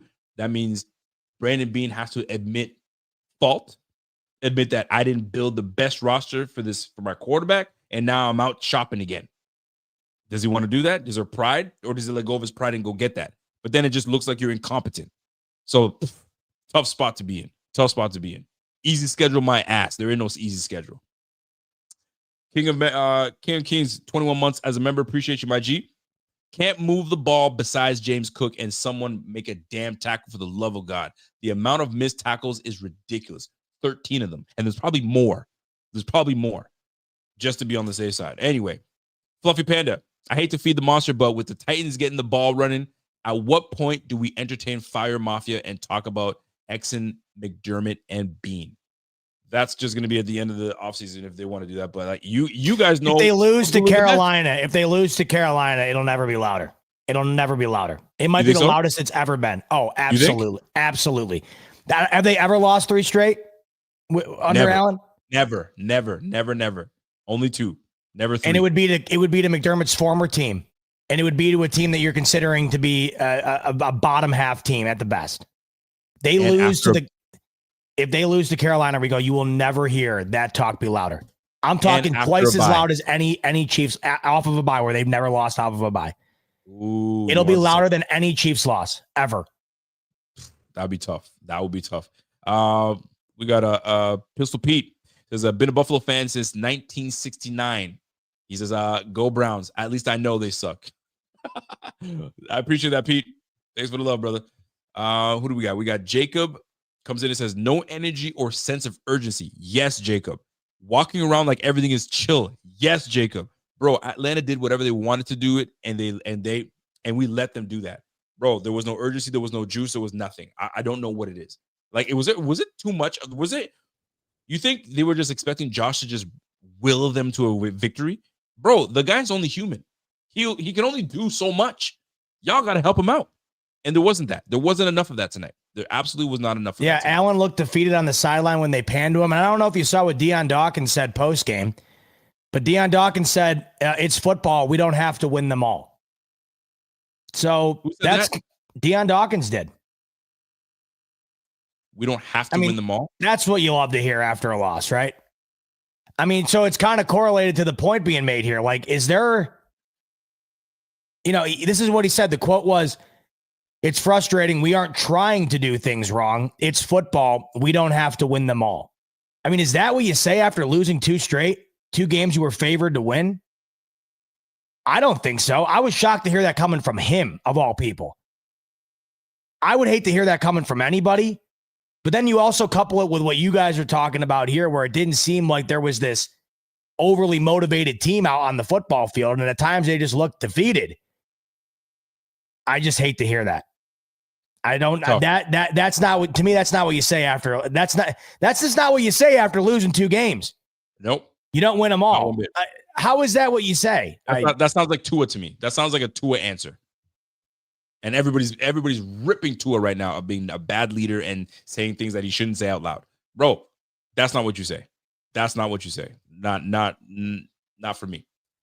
My man Raldy says, "Yo, I'm so done with Bean and these draft picks that prioritize high character. There's too many cupcakes and undersized players on this team, not enough dogs. The regime is not winning a Super Bowl." Well, when they play like this, certainly not a Super Bowl winning team. That is for damn sure. Do we have the talent on the team to really compete? And that's the thing. I don't know if they do. We have the talent. We don't have the talent in the right places to have the talent. You need a talented corner that changes the game. In my opinion, we don't have that. We just have good corners, right? One good corner. We don't know what Max Harrison does. You need a impactful receiver on this team. We certainly don't have that. You need an impactful defensive end on this team. We don't have that. So you don't have an impactful corner, you don't have an impactful defensive end, and you don't have an impactful receiver. Can't win games, man. You can't just do it with an impactful running back and a quarterback. Can't do it. You just can't. You can't do it in this game, man. My man Scott W says Chiefs aren't nervous about the Bills in Week 9, as they shouldn't be. What the heck would you be nervous about? You should be going like this. Oh, I'm licking my chops right now if I'm Kansas City. Yeah, you should be rubbing your hands and going, "Birdman, give me the Birdman hand rub." I'm waiting for that. That's exactly what I would be doing. Real talk. Anthony English. Can we, for the love of God, fire McDermott already? He's literally wasting Josh's career because he's predictable. I'm sick of him. Listen, a lot of questions I think will have to be answered. They'll be forced to answer a lot of these questions by the end of the season. And for me personally, I think Bot might feel the same way. It's Super Bowl or bust. It's Super Bowl or bust. Enough. It's enough already. We've seen this dance. We've heard the talk. It's Super Bowl or bust. Get it or be gone. Is that it's here's the thing. It's a results-driven business. You have to give results. And the results can't just be getting my 100th win and winning the division 6 times if we even get there. The results that we're looking for is the Super Bowl. That's the result people are looking for. How many Super Bowls did you win? Oh, you're just a playoff winner? You just win a few division games and a few wild card games. That's it, bro. I need the AFC Championship one so I can get to the Super Bowl. Super Bowl or bust, period. Jacob comes back and says, James Cook didn't fold one bit. He played hard like he always does and moves the ball, but damn, man, he can't win the game by himself. I hope Cook scolded them on the sideline. He ain't going to say nothing. James Cook don't say nothing, not one peep. Not one peep. My man Teddy comes in and says, your bottom 5 roster without Josh Allen, and he looks completely lost too. Thanks for the postmortem, boys. To be honest, it's just helped hearing some other people as angry as I am. Brother, we are angry. Listen, I got to work in the morning, and I'm still here grinding it out with you guys. You know what I'm saying? So, bro, problems. My man Jacob comes back and says, bro, somebody get Brady a bag. Well, he needs a deeper bag. He ain't got the bag. All he's got is that one crossover move and go to the basket. He don't got a post game. He don't got a mid-range jumper. He don't got a jumper outside. You know what I'm saying? The game, he doesn't have enough. Not enough at all. Shout out to our guy, Led Holy moly, Mitch. Listen, Mitch, we ain't got to say much. We ain't got to talk about it. You got this one, Bob? What do you got? What is he saying? Man, oh man, appreciate you, Mitch. Here is $1 for every rush yard allowed by our defense. Not impressed by the lack of preparation and discipline. Defense got shredded, but at least improved. Offense stayed mid. Bean, trade some of the future for help on both sides now. I feel like we will never see a number 1 seed. Lame. Well, listen, Mitch, I hope there's a point in time where you come in here and you send us $1 for every rush yard allowed and you send us $7. I mean, that's what I'm hoping for. There in no world should this be what the denomination is. We can't thank you. Now that's unbelievable. The super chat, seriously, but it shouldn't even be possible. I mean, sometimes you give up a 200 rush yard game, Rico. Like it feels like once every couple of years. I mean, this is like routine now. Oh my gosh! You face a top tier running back, like it's almost a guarantee. I think I can fairly say officially now we are the worst rushing defense in the NFL. Oh my God! Yeah, it has to be. There's no way we're not. This is. And you mentioned it earlier. I didn't even think about it with Rico Dowdle. The way he's been playing, that's what they have after the bye. O-line is playing terrific. How could you say that he's not going to do the same thing? He's just done it 2 weeks in a row. And the Cowboys defense, by the way, everybody's ripping on the Cowboys for having the worst defense ever. I mean, the Bills defense is right there with them right now, the way that they've been playing. So there's no reason to expect that they would be any different. All of a sudden, that Panthers game, Rico, I can't even wrap my mind around this. Get there. In no way is that game a gimme game post-bye. In absolutely no way. Now all I'm doing is sitting here thinking what they've done on the ground the last couple of weeks and what's waiting for them post-bye. Nothing happens this bye week that's going to turn around what this run defense has been. That is not fixed in 2 weeks. That is just not fixed in 2 weeks. By the way, ladies and gentlemen, the Miami Dolphins lead the league in allowing 1,000 rush yards this year. The Buffalo Bills are right below them at 938. I don't know if they've even counted this game. I can't believe there's someone else. The Miami Dolphins are allowing 168 yards rushing to opposing offenses. The Bills are right after. This is a 2-win team, a 1-win team? God awful. By the way, Dallas Cowboys are right after that. Cincinnati Bengals, Baltimore Ravens, Philadelphia Eagles. Bro. Yeah, so wait, and Dowdle just did this to the Cowboys, and the week before, who is it that he did it to? Can't recall who they did it to. It was a close one. I can't remember. But the point is this. We can't continue this charade. It was the Dolphins. When you think of a Bills defense, you always go to, we don't stop the run. How about this? You just mentioned this. This is why you can almost lock in Dowdle having the same game against the Bills. The 2 teams he did that against, Rico? Miami Dolphins. The Dolphins and the Cowboys. It was the Dolphins. That's right. The Dolphins and the Cowboys. And the Bills are right there with those 2 teams. Well, so you can almost guarantee Rico Dowdle is going to have 150 plus yards on the ground after the bye. Buddy, you might as well put him as offensive player of the month. Lock him in. Quite pathetic. By the way, shout out to my man Rico Dowding. Mitch Lester. Mitch, Money Mitch, appreciate you. Big time. And Hold on. Brian Bowers comes in with a super chat as well. It comes in, hey, man, when we had Diggs, Beasley, Sanders, Gabe, they effed it up with 13 seconds. Now we have an MVP QB with no one to throw to. Absolute bull crap. You're wrong. You're right. You're absolutely right. We had those guys, still couldn't get it done. It's like it's not meant for us. It's what it feels like. It's not meant for us. And you know what? Right when we relax our guard and say, you know what, it is what it is. When we don't put the expectations on them, this is when they start winning. And here's another thing, which kind of peeved me a little bit. At the beginning of the game, I guess Josh had a quote where he says, we don't go in with expectations. We don't go in with expectations. We just go, what? You should go in with expectations. I expect to come in and whoop tail. How are you going into a game with no expectations? Bro, that is the weakest nonsense to me. And whoever's preaching that in that locker room, don't go in with expectations. Just work hard and do what you need. No, go in with expectations. I want to go in with expectations. I'm going to whoop that brother's tail on the other side because I guess what? The Falcons had every bit of expectation to run the football, and they're not going to stop. And that's exactly what it looked like. That's the difference between going with expectations and going with none. And that was the product on the field. You kidding me? Oh, I don't go with expectations. Boy, please, man. Here's the updated playoff picture, by the way, just to give you an idea of what the Bills are looking at and the way that they're playing and how this feels to me right now. First of all, right now, your one seed in the bye would go to Daniel Jones and the Indianapolis Colts. I mean, what world are we living in right now? What reality have I been placed into? Did I get knocked out in some insane coma and wake up in an alternate reality? But that is the universe we're currently in, and it is our reality.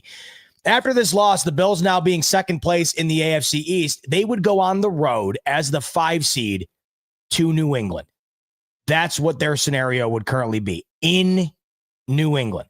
And then here are the other 4 playoff teams: Jacksonville, the Chargers, the Steelers, and then Denver, whose defense is on pace to set the single season sack record.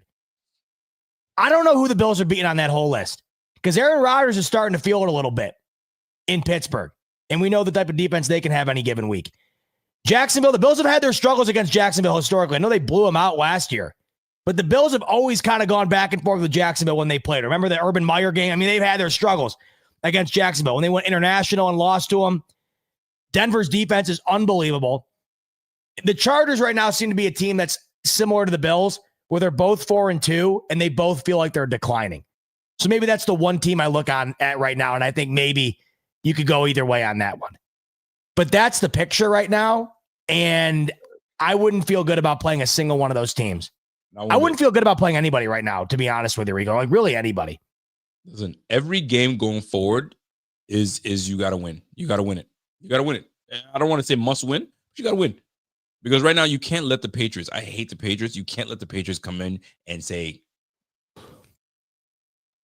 can't do that. All right, here we go. Our guy TN Fame comes in and says, Josh looked hurt in the first half after he went down. Well, he finished the game. I think he just got banged up a little bit, got back in it, and he's a tough boy. He came and played. I don't want to hear no excuses about him getting hurt. He was fine. He finished the game. We'll see how that plays out at the end, but I think he was all right. He was on the podium today, and I don't think he said anything about him having his hand hurt. Carlo, James Cook has 1 target and 0 catches in the last 2 games. Unacceptable. Bijan Robinson, on the other hand, had 6 receptions today. 6 receptions. We knew that was coming, didn't we? I mean, we called that 10 million miles away. Zach Robinson, let's not forget, Zach Robinson is the byproduct of Sean McVay. Let's not forget, Raheem Morris was the defensive coordinator for the Rams just a couple of years ago and had Jared Verse, Braden Fisk, had all those guys, and they were buzzing. Those guys were killing it with Raheem Morris. This guy knows how to get the most of these young, fast, exciting players. Fam, you looking at, don't even get me started. Don't even get me started, bro. Don't even get started. So James Cook not under, like, the team not understanding to get the ball in the hands of guys that make difference making is beyond me. Did you see 1 running back screen today? Did you see that? Nope. Not 1 running back screen. We'll run the heck out of a receiver screen, but a running back screen with an aggressive defense blitzing the heck out of you. This is where you take that aggression, coming from them and Dump it off. Here comes the blitz. Boop. And that will make them calm down. Even I know that. Even anybody that knows that they're bringing the blitz, yo, get them off. Hot read. What was it? Wedding Crashers? When he knows the man's coming in on a blitz, hot route. Still gets creamed. That's what it looked like for Josh. Josh like, hot route, for crying out loud. Nothing. Man, sickens me. Here's another stat for you, by the way. I just saw this. NFL favorites on Sunday went 11-1. So the Bills were only one of two teams the entire weekend who were favored to win the football game that lost. Just thought I'd throw that out there. Other teams getting the job done. One of only two teams this weekend to lose as a favorite. I will say this, by the way. We were talking about the fact that you said we're the only team that lost that shouldn't have lost. We were talking about the bright spots. I loved watching the offense when Josh was under center. Josh under center, the offense was moving. Josh in shotgun to the old reliable, we fell apart. Just a small thing that I noticed. I was like, come on, man, we got to stay with what works. No dice. Nothing more annoying than seeing a run around on 4th down and followed by seeing Allen on a pizza. Oh my God, I know it. That's such a good point, BT. Who is that? Yeah, that's Bartek. Such a good point. Yeah, because now Allen, it makes it even worse. It's great when the Bills are rolling and you see Josh Allen on every commercial. You're like, yeah, Teehee. When they're just getting rolled and then you see him on every commercial, you're just like, oh my God. Like, make it stop. I get it. I totally get it. Who do we got? Signified knows. What up, Sig? He goes, I joined late, was talking to my brother about the Bears. He's a Bears and Jets fan. How do you become a Bear and Jets fan? Pathetic. Where y'all with the coaches? Where are you with the coaches? Officially. Talk to me after the Carolina game. Seriously. I feel like that is so pivotal. That's fair. I feel like that is so pivotal. If they win, if they lose an unprecedented 3 straight, first time ever off the bye to Sean McDermott's former team and to a team that we can all agree has been inferior to this team for a long, long time. If they lose that game, talk to me then. That's fair. We'll talk. We'll get back to you. Because I'm with you on that. I need to see how they come out after the bye. After the bye is going to be super important. Don't you hate when you have to sneeze and you're about to sneeze and you're like, nope. All right, here we go. Jump in with this one here because I think I'm going to sleep. I'll let you read this one. Pats fan, Bill's chance to win was in 2023 versus Burrow at home. McDermott thinking he can win with defense when he doesn't have one now.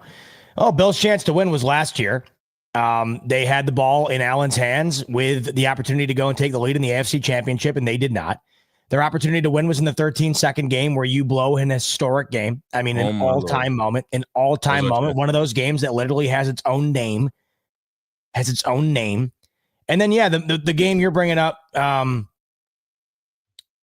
was that 2023? Yeah, I guess. That was 23.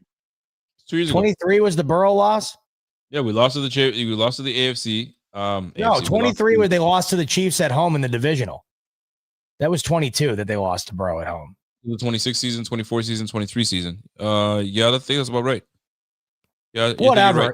Either way, Pricemaker, they've had plenty of chances, and now it's starting to seem like their luck's run thin. And what's crazy is now they've never gotten luckier on the exterior of the organization. That's the problem with the state of the AFC currently.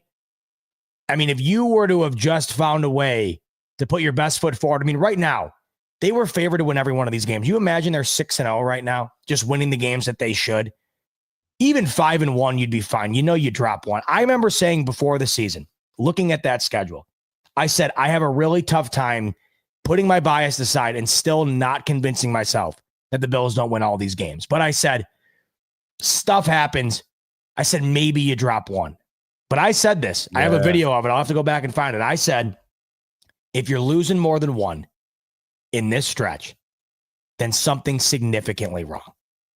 And I think I was right. I think something is significantly wrong right now because I think collectively, I think it's the team in and of itself. I can't pinpoint one direct problem when there's a litany of them. And I think when there's a litany of problems, Rico, what does that usually mean? Well, it's just not a very good football team. And right now, the Buffalo Bills are just not a very good football team. That is not a good football team through the first month and a half of the season. 4-2, put the record aside. Is that a good football team you've watched through the first month and a half? You have a good quarterback. You've had good moments. But collectively, is this a good team that you've watched through the first month and a half? Put your bias aside. Oh, I already tell you. No, not just you. Not just you. Like everybody thinking about it. Put your bias aside. Have you watched a good football team wearing the Buffalo Bills helmet through the first 6 games? I don't think we have. I think we've watched a very average football team. Because I consider the Patriots and the Falcons teams to be average, and they were noticeably better than the Buffalo Bills in back-to-back weeks. One at home, one away, both in primetime. Like, you can look at it all different ways. You had a game at home, you had a game away. Both in primetime, one on a Monday, one on a Sunday. I mean, this is an average, a great football team, a really good football team doesn't lose these 2 games back-to-back. They don't. No, you can't. You can't. If you want to call yourself a contender, you certainly do not. Signified Notes comes in and says, remember back in July when WGR had justifiable reservations about the receiver room and Bean had the nerve to start crying and screaming? We scored 30 a game and had more points than the Eagles. Stop asking me about the receivers. Well, Signified knows I addressed that earlier, and I think that Brandon Bean, you need to call these guys, whether you make it public or you don't. Say, my bad. You were right. Because we did not address the receiver room and we're paying for it now. But it comes down to if he's going to have enough pride to address that room. One thing about Brandon Bean is he's never been one that says, I'm going to stand on my laurels and just go in and just stick to my guns. No, if there's something wrong, he goes and try to fix it. I don't know if he can. I don't think he's going to do it this time. It's just, I think he's going to push the guys that are already on the squad to step their game up even more. But maybe that's all they got. Maybe that is their best, and it's not good enough. That's something that he's gonna have to. It feels like it is their best because, like, how could they not be unleashing their best, being down in these last 2 football games, trying to win them? Well, you picked the wrong quarter. You picked the wrong receiver in Keon Coleman. You just picked the wrong guy. It's that simple. For this offense, for this type of quarterback that you have, that's got a cannon for an arm, you give it a Flacco type quarterback or a guy that's not, that doesn't have an arm. Give him like Bryce Young. Give Bryce Young a Keon Coleman. That's perfect. Possession type receiver, not going to beat deep, and you're a guy that you can just throw a jump ball to him. Pinpoint accuracy. Josh needs a guy that can just let it fly. Let it fly. You don't have that. So now he's forced to take all the underneath crap. It is what it is. I mean, if that's how they think they're going to win games, you come Thursday, come next week when you got to play 2 weeks from now when you got to play the Panthers, and you come out looking like a dud with 2 weeks preparation, I don't want to hear nothing. Ain't nobody going to have no sympathy for McDermott, Babbage, or Joe Brady if they can't come in and do some good things.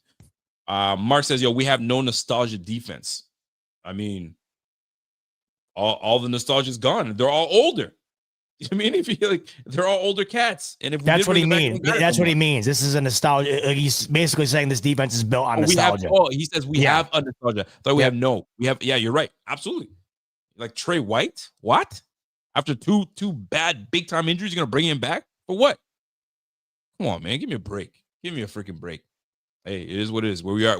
Tonight you were reying on Jordan Poyer and Tre'Davious White on the back end. After the amount. Circa 2020, we back in 2020. Are you kidding me? Give me a break. Give me a freaking break.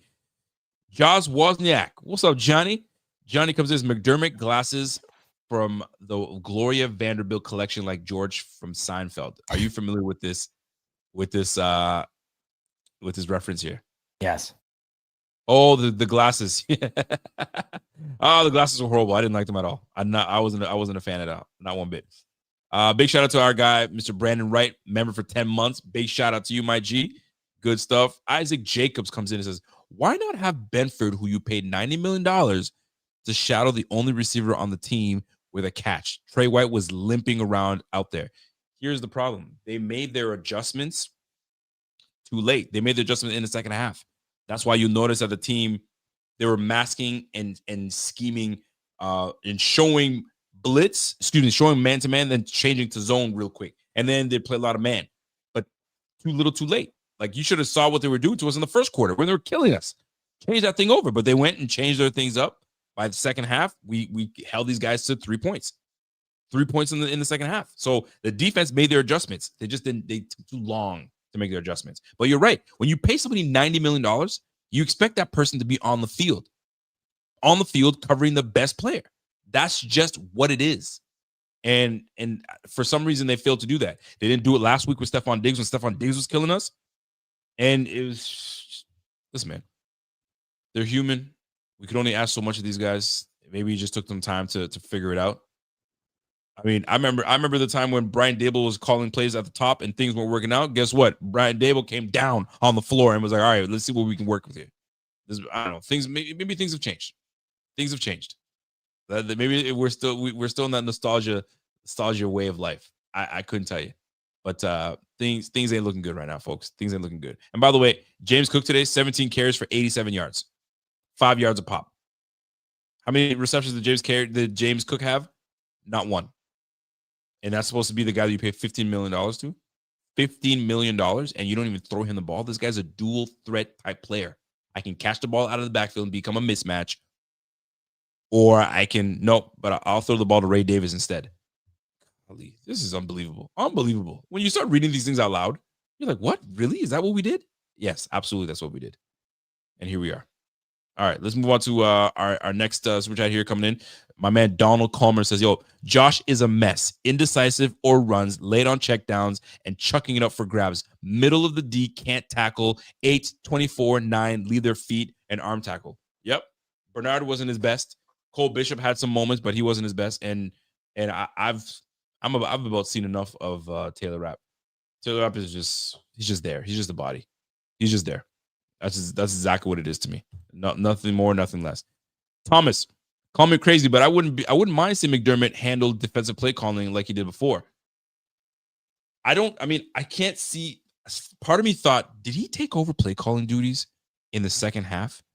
I was like, nah, maybe Babbage made his adjustments and away we go. Maybe that'll come out during the week if the play calling duties changed. But that's where we are right now. That is exactly where we are right now. That guy, Eli, says, please kick the end around play to the freaking moon. Why doesn't Allen have the balls enough to audible out of these horrible play calls? I mean, you get paid, brother. You get paid. If it doesn't work, I mean, listen, if it works, does it get you a touchdown? Probably not. When there's 1 yard to get, dude, trust what you do best, man. Who do you like? What do you tell the offensive coordinator? No, I'm not calling that. Unless it doesn't work out and unless you see something, that's when you change the play. But if you don't see anything, you're going to call the play. You call the play. But I get it, man. Sometimes you're like, come on, man. We did it last week and we effed it up. Why are we doing it again? And guess what? And that's on Josh as it is on the guy receiving the football, because the quarterback is supposed to see the ball through. See the ball through. You can't just blindly, look away. You got to see the ball through that it gets there, because if it drops, you're there as a quarterback to see it went down. So see the ball through and away we go. Josh just put his hand down and is ready to go out and do whatever he needs to do. Miscommunication, see the ball through. That's on both players, not just the guy receiving it like this, which is horrible, but it's on Josh to see it through. And Josh did not see it through. Kelsey, what up, Kels? Watching wet cardboard dry was more exciting than watching this game. Abysmal playing today and play calling. Yeah, it wasn't a fun one, man. Nobody likes watching their team lose, man. It sucks. Watching 2 games in a row. Are you kidding me? And now I got to hear all week, hey, man, what the hell happened to your Bills? I don't freaking know myself. I don't know. Couldn't tell you. All right, what's my man Abe saying? He says, Josh's career is stuck in clockwork. He's literally used to how much he has to step up. It is evident that it's taking a mental toll on him. I mean, that's why he's a quarterback. That's why they pay him the big bucks. He's the one that's got to lead this team. And if he's mentally breaking down, then we got a problem. I don't think he is. I think it's just frustration. And he's not getting enough help. And he can't say that. He's not going to throw his own teammates under the bus. He's going to say, I got to do this, I got to do that. But clearly, it's the receiving position. There's a problem. There's a problem there, and that needs to be fixed. If we miss the playoffs, who's out? Bean or McDermott? Ooh, what you think? We missed the playoffs. The Bills do not make the playoffs. Are they both gone? It wouldn't shock me. It wouldn't shock me. I have a tough time thinking that they move off of them. But if they don't make the playoffs after starting 4-0 with as wide open of an AFC as it currently is, Look at my Penn State Nittany Lions started off the year as the national championship favorites. They were the number 3 overall team in the country, and they took the Oregon Ducks to double overtime. They had the lead in overtime. 3 weeks later, Penn State pays a $50 million buyout to fire James Franklin. Crazier things have happened. Yep. Crazier things have happened. If the Bills go from 4-0, being minus, I'm telling you guys, it was on one of my streams recently. I'll go back and look. I have the screenshot. The Bills were minus 20,000 to make the playoffs, meaning in order to win $100 on the bet, you'd have to bet $20,000. So if they miss the playoffs, all bets are off. Everything's fair game. And it would not upset me at all. Because that feels like a move needs to be made type situation. Yes, it does. Let me tell you something. There has been 5 teams that have started the NFL league year 4-0 and ended up missing the playoffs. The 2016 Denver Broncos, they finished their record 9-7. The 2003 Minnesota Vikings, they finished the league 9-7. They started 6-0 and lost 7 of their last 10. Wow. The 93 New Orleans Saints finished the record 8-8 after going with a 5-0 start. The 92 Dolphins started off 4-0, finished 9-7, and the 1987 San Diego Chargers 8-7 finish, and they started the league year 6-1. So let's not be part of history. Let's get our wins and keep it cracking here, because I ain't trying to see any of that nonsense take place. Golly, that's gross that I even just have to mention those things. Valerie, what's Valerie saying? Valerie's saying, ugh, that opener had me fooled, thinking the Bills were legit. Fairy tale over. This team is fraudulent, sloppy, clueless, no fire. I'm pissed. Fire the coaches, fire the GMs, start over. Hashtag I'm tired. She tied. We're all tired, Valerie. That's for sure. Listen, man, it's part of me is like, are we overreacting? And then I'm like, no, we're not. No, because you see the broader picture. Yeah. That's why you're not overreacting. You see the broader picture. It's not just a loss. It's what this emblemizes.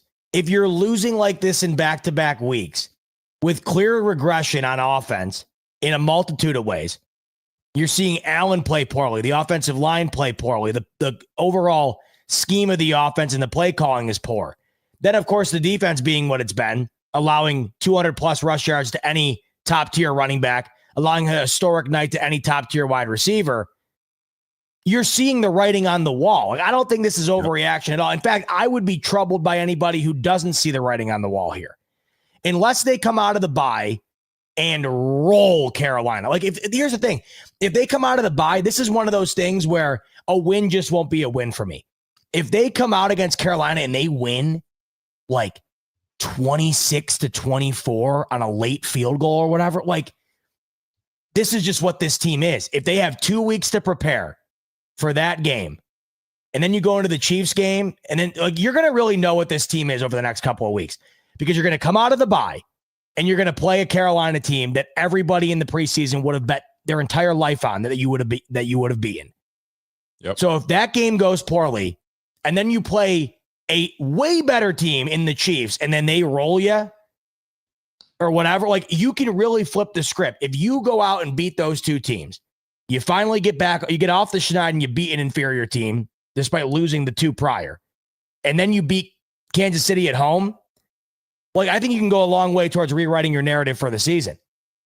But if you come out of the bye, that's why, to me, like, we've already seen, we have a 6-game sample size. The Bills haven't looked good once, really. They haven't looked great once. They've had good moments, but they haven't looked good in totality over that month and a half. Post-bye, you got 2 games. One against the team you should roll, or at least you thought, and then one against the class of the AFC, your biggest rival. I think you're going to learn a lot about the Buffalo Bills post-bye. A lot. Mm-hmm.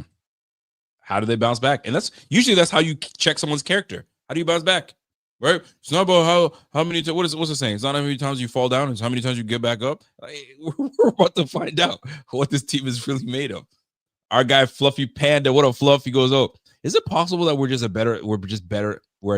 is it possible we're just a better Ravens, where it might be time to fire John Harbaugh and trade everyone like the Bills locker room is?" I don't think we're there. I certainly do not think we're there. I think that the Ravens team is a better team. It's just, I think the coaching is. Well, we don't feel far off, because if Allen was hurt, like Lamar is hurt, this would be the same result as the Ravens. It'd be the same thing. Trade everything. I mean? Like, I think the Bengals are going to fire Zach Taylor, and I'm starting to think that there's going to be a switch in Baltimore. I really do think that that's possible. I wouldn't be shocked by it. See, but they have competent ownership. Our owners, the Bengals, guys that we have, they're just gonna be like, nah, I'm gonna keep this. I like the continuity, and you guys go. Yeah, but dude, John Harbaugh's been the coach of that team for, I think, 17 or 18 years. I mean, it's not like this is out of nowhere. I think he's the longest tenured coach, him and Tomlin, in the entire NFL. Oh man. Oh boy. Well, there you go. And they haven't won anything of note since Ray Lewis was on the team. So you ain't lying. My man said, "I'm tired of these charity cases on my team. Get Shavers off the team." Shavers ain't the problem. If you think about it, Keon's the problem. In my opinion, if you see what was happening, Josh was going to Shavers more than he was going to Keon, because he can get something out of Shavers. At least Shavers gives you a vertical threat. At least Shavers gives you heart. He wants to do something. Keon is just lost, man. That brother's lost. Golly. And they targeted him, 7 times, too, on those two catches? Like they're trying to get him the ball. It's just not there. Keon. They targeted Keon 6 times. Yeah. No, 6 times, and they targeted Shavers 5. Yo, he was done going to Keon, bro. He's like, I looked your way, you're locked up. AJ Terrell was on your ass, bro. You couldn't do nothing. So forget that. So, but it's amazing how nobody's ever open the way receivers are open against Buffalo. Remember how open Zay Flowers was? How open Drake London was? Yes. Like, no one's ever open like that, ever. Dude, Penix started the game 3 for 3, and then Algier capped it off with a 25-yard run. We're like, whoa, what the heck is happening here? Just down the field, done. They scored in 3.5. They scored in 2.5 minutes to start the game. Buddy, it was disgusting. Absolutely disgusting. Absolutely disgusting. Signified Notes comes in and says, "Hey, only thing about cleaning house that scares me is that it's up to Pagula to hire." Exactly. Just spend the 10 minutes doing research on what is wrong with the Buffalo Sabres to understand why you don't want Pagula to handle anything. Well, that means he has to fire Sean McDermott and then go hire the guy, or he's going to get GM'd. Dude, I've always thought it would be a double. It would be a double dip. I don't know if you fire one and not the other. Well, then you gotta hope Pagula don't know dick about freaking NFL. Who's he gonna go and get? Who's he gonna use as a consultant? Say who's the coach that I need to get? You need a GM. The whole hiring system was flawed to begin with. Let's think about it. You hired your coach first, then you hired your GM after. What? And then it was just a whole mess after that. Well, who made this draft pick? Oh, that was freaking what's his name? Who was our GM before Bean? Black man. Oh my God! Yeah, why does that not feel like a lifetime ago? Jeez, Doug Whaley. God Almighty. Whaley. I knew it was a W. God, I try to forget that era. Like I get paid for it. Whaley pretty much scouted the draft picks, and then coach picked them, and then you hire your GM. That was a mess to begin with. That was weird. So if push comes to shove and Pagula has to make a decision, I don't know what that dude's gonna do. Was it him, Jessica, and Kim are gonna make a decision together? Is it a family affair? Oh, I have no idea. He might even call me. He might call you. Be like, yo, what do you think? Shoot. I think we might become the coaches here. I don't know. Connor comes in. Of course, the Chiefs look they're figuring things out. Yes, that's what a good team does. They figure their crap out. So we're about to find out: is this a good team or is this a fraudulent team? That's what we're about to find out. Also, the Chiefs have played real teams. They played real competitors. Like, this is the other thing. The Chiefs are 3-3, right? But when you take a look at their body of work up until this point compared to Buffalo, the Chiefs have played the Chargers, the Eagles, the Ravens, the Jags, the Lions. So we'll rule out the Ravens. They killed the Ravens, who are hurt. But of their 6 games, they played the reigning Super Bowl champions. They played a Jags team that right now is right in the mix of the playoff hunt. They played the Lions, who are one of the best teams in the NFC, and they played the Chargers, who got off to a 3-game. They started off 3-0. I mean, compared to what the Bills have done to start the season, the Chiefs had it way worse, way tougher, and they're getting better. So they had one of the tougher aspects of their schedule out of the way, and they're only a game behind Buffalo, and they're getting better. They got Worthy back healthy. Rashee Rice will be back this upcoming week. The Chiefs are getting better. The Bills are declining, and the Bills now only have a 1-game lead. Building that lead with these games recently here was so critical. I mean, I can't overstate how critical it was for the 1 seed, for the division. Now everything's up in the air. I mean, you're not even winning your division now. It felt like you had the 1 seed locked up, and at parts of the seed, at times, it felt like the division was going to be won by Halloween. Now the division might not be won at all.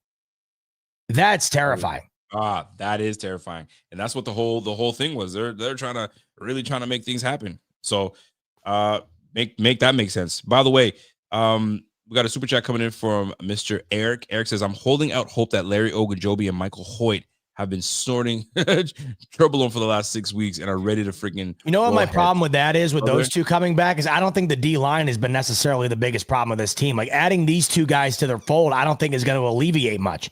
Because I thought Ed Oliver had a good game tonight. I thought that Greg Rousseau had a good game. Like, I don't think adding Hoyt and Ogunjobi is going to resurrect this team or revive this team to a new level. It's the back end of this defense that gets destroyed. It's the middle of the defense that gets destroyed in the run game. They're able to get after the passer like better than usual. Yeah. Obviously, there's so many elements of this defense that aren't up to par. But the offense, too, is even bigger, an even bigger problem right now, or at least right at the same level of a problem that the Bills defense is. I don't think these 2 guys coming back is going to change a whole lot. I just don't. And I the same way you feel about this defense, and I think it will make a difference because significantly you need some rotation, you need some juice. Yeah, I mean, for that you're right, sure. Right in that regards. But if there was ever an area, Rico, you were getting players back at, it wouldn't be the D line that you'd be begging for. No, you're not begging for anything on the D line. But you need it because right now every team is disrespecting us by running all over the place. So we need something that's going to give and say, all right, let's get some juice here. So we'll see how that all comes out of it. But listen, my man Cam he's 100% with you, man. He feels the same way. Mario Martinez says we got to work on our defense, get an elite receiver, and stop playing like kitty cats. We have the MVP. Got to lock in what you think. What do you think the best move is now? Once again, unless you go and make a massive move, like an AJ Brown type move, I don't see any. Like you mentioned earlier, they're not a Amari Cooper type move before the deadline from completely flipping the switch on this team's trajectory. Not happening. So unless they make an insane blockbuster, holy crap, did you just see what Adam Schefter tweeted type move? Nothing's changing. That's just how I see it. No doubt.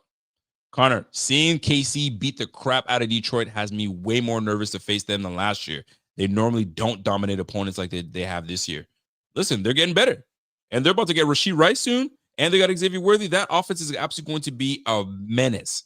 Yep, they get Rice this week to warm up for Buffalo a couple weeks from now. We don't got the back end to deal with it. And we certainly don't have the freaking offense to go blow for blow as of right now. So, and a great example of that would be Detroit. We had both their starting corners, I believe, hurt in last night's game, and you saw what happened. KC, 30 points. There you go. Easy. By the way, El Boogie, what up, Laura? He says it was just so weird. Like offense had nothing. I'd like to think that this game was just an outlier. I'd like to think last game was an outlier. That's the thing. And now we've got back-to-back games that these guys they've been kind of off. So that's just the way I look at it. By the way, you know what the odds are for the Bills to win the Super Bowl now? Yeah, they're still favored. They're still tied for the favorite, I think, which is hilarious to me. Incredible. Tied for the favorite to win the Super Bowl with Kansas City Chiefs. What about the MVP award? Yeah, Allen's still right there. How? Allen's still right up there to win the MVP plus 200 with Pat Mahomes. They're tied. So the Kansas City Chiefs are rising. I got to go get a bank loan and put every dollar on Baker because they still got him at like plus 400. That's insane to me. Craziness. Crazy. Speaking of, how did our slip do today, by the way? Yeah, let's go take a peek. I was just going to say, let's go give a shout out to our friends over at Sleeper. So we had Josh Allen more on the rushing yards. That hit. Yep. We had Michael Penix less on the pass yards. I think it was 223.5, and we took less. So that did not hit. Michael Penix went for 250.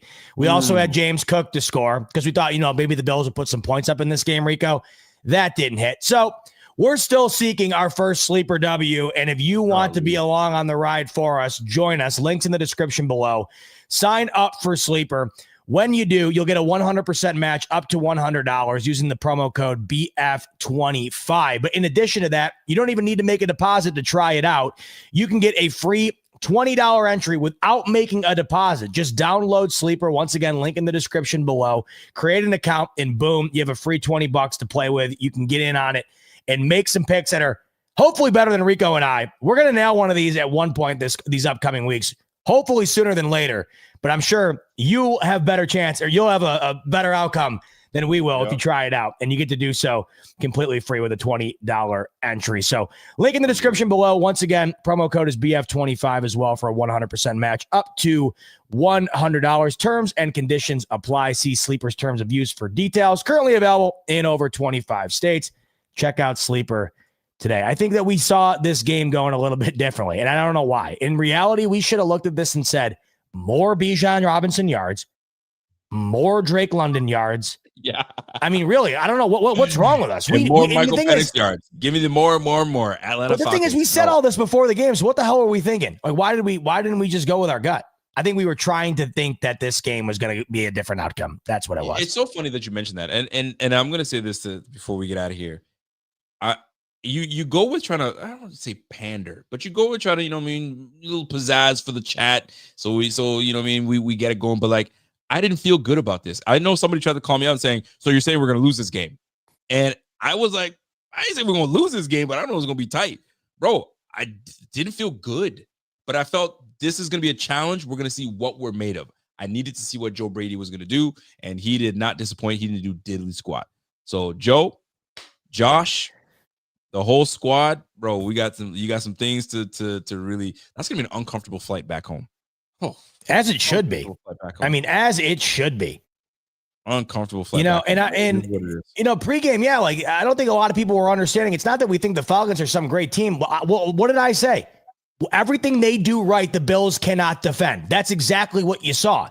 The one thing I didn't factor in, though, is the Bills' inability to do anything offensively. That was the one thing I did not factor into the equation. Yeah, I did not factor in the Buffalo Bills putting up 14 points. I don't care if the Bills were playing the 85 Bears. No way would I ever guess the Bills would be scoring 14 or less points. And that's what happened. The last time the Bills scored 14 points, by the way, I think that was when they played the Giants in that weird first game playing Dable. Oh, yeah, where the Bills got away with not getting the call on interfering Waller. It scored like 14-9 or something like that. Something ridiculous. Tyrod Taylor, yep. Darren Waller got interfered with terribly on the goal line. They didn't call it. Yep, that was what it was. Terrible. Awful. By the way, last super chat coming in. Fake tush push receiver sweep after the block kick on 3-1 is crazy. Why pay Cook if he isn't going to be on big downs?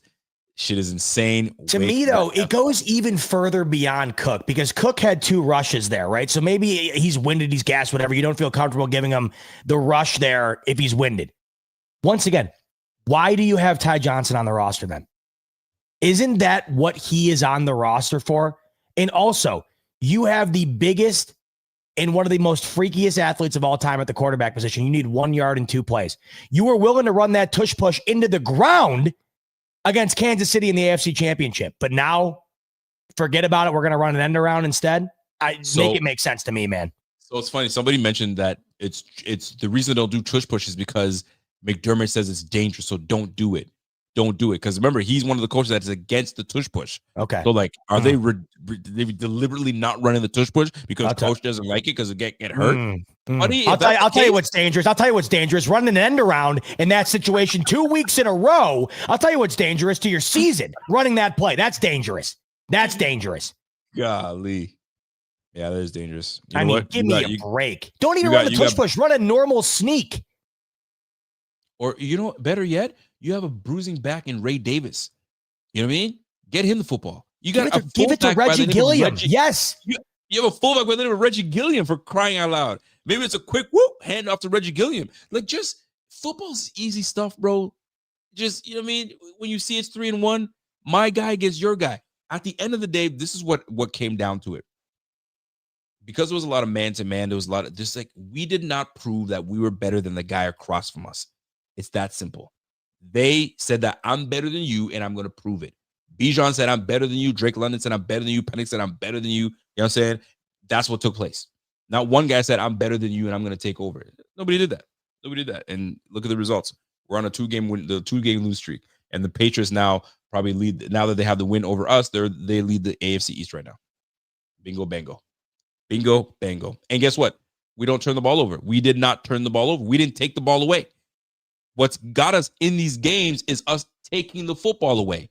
The Miami Dolphins game, the Ravens game, the Jets game, we took the ball away from there, and the Saints game. The last two games, did we get any turnovers? Other than the back-to-back turnovers that we took from when we gave one, they gave one. It's a wash. Anyway, we got to be better. We got one last one. Also, why does it feel like we never adjust defensively? Well, we did today. It feels like we never go into games trying to shut down their star receiver. We also we love the content. We love you too as well. But yeah, they made some major changes in the second half. If you paid attention, 3 points allowed. They went from zone to man. We were getting diced on the zone. We went man to man. It was much better showing, and it was clear. Penix was actually okay. We're getting pressure on him. He's moving out of the pocket, and away we go. Anyway, that's the way I look at it, and that's the way the cookie crumbles. So, but any last words for our people before we get out of here? Sickened. Thank God it's the bye week, because not only do we need a rest from this, but the Bills need a serious 2 weeks of looking in the mirror. That's what they need. So thank God. I don't know what to say. Unfortunately, I don't really have any positives to say right now. I don't have any positives to take away from a game that was just poorly played and poorly executed for the duration of it. The only positive, I got to give credit to that defense for stepping up in the second half, but it was completely wasted and completely it was spit on basically by the offense. That's the best way to put it. So unfortunately, the only positive you can really take away from this was completely eradicated. And all you can hope now is that this team finds something within them during the bye, and they get back in gear post bye. Because if they don't, if they continue to play like this, we are in for a very unfortunate remaining season here. One question that came in was, would you guys take Dable back? I feel like we're truly balanced, and that was without Cook. Taking Dable back. I don't know. Dable's not leaving now. Now that Dart and is kind of looking like he is something, they're not going to get rid of Dable. Yeah, they're not going to get rid of him. And they do get rid of him. I don't know if he wants to come back and coach under Coach McDermott again. I don't think that happens. I think he'll try to find. He'll get a job somewhere else. That's just the way I look at it. All right. Well, listen. My last words is this, man. Listen, the defense surprised me today. They came in and really did a big thing in the second half. It's just too bad that the offense could not capitalize. We did not capitalize, and that's what it was. My girl, Miss Finn, says, "Hey, Rico, is your window closed?" I'm going to say this. It's closing. Never closed. It's never closed when you have Josh Allen. But if you're not feeding Josh Allen and giving him the right pieces around it, the window is slowly going like this. And now you're going to be rebooting and restarting, and Josh is not gonna have the energy for all that crap. You got something now, fix it now. But it's like the window's open, but now you got the people coming in and going, all right, y'all done now? I'm ready to close this thing. So y'all better say you're not done and ready to get back to it. So Miss Finns, the window, I know you want the window to be closed, you little Dolphins fan, but it ain't happening, girl. It ain't happening. Our window's still open when you got Josh Allen, but golly, the screen door, they're putting the screen door on now. Right now, the screen is going on, and they're about to kind of start shutting things down. So we gotta get our act together soon, very soon, and quick things. All right, but we good? I don't know if that's the right word for it, but yeah, that's gonna do it for us tonight, I guess is the best way to put it. We had well over 4,000 of you with us late here on a Monday night into an early Tuesday morning. We appreciate every one of you. This means as much to us as you know. It means more than you know, having this outlet after stuff like that. So we thank you for hanging out, and we wish it was under different circumstances. But bye week around the corner, and we need it. Yes, so try to get some sleep. We'll talk to you throughout the week here. Much love as always, and go Bills. Go Bills, fellas.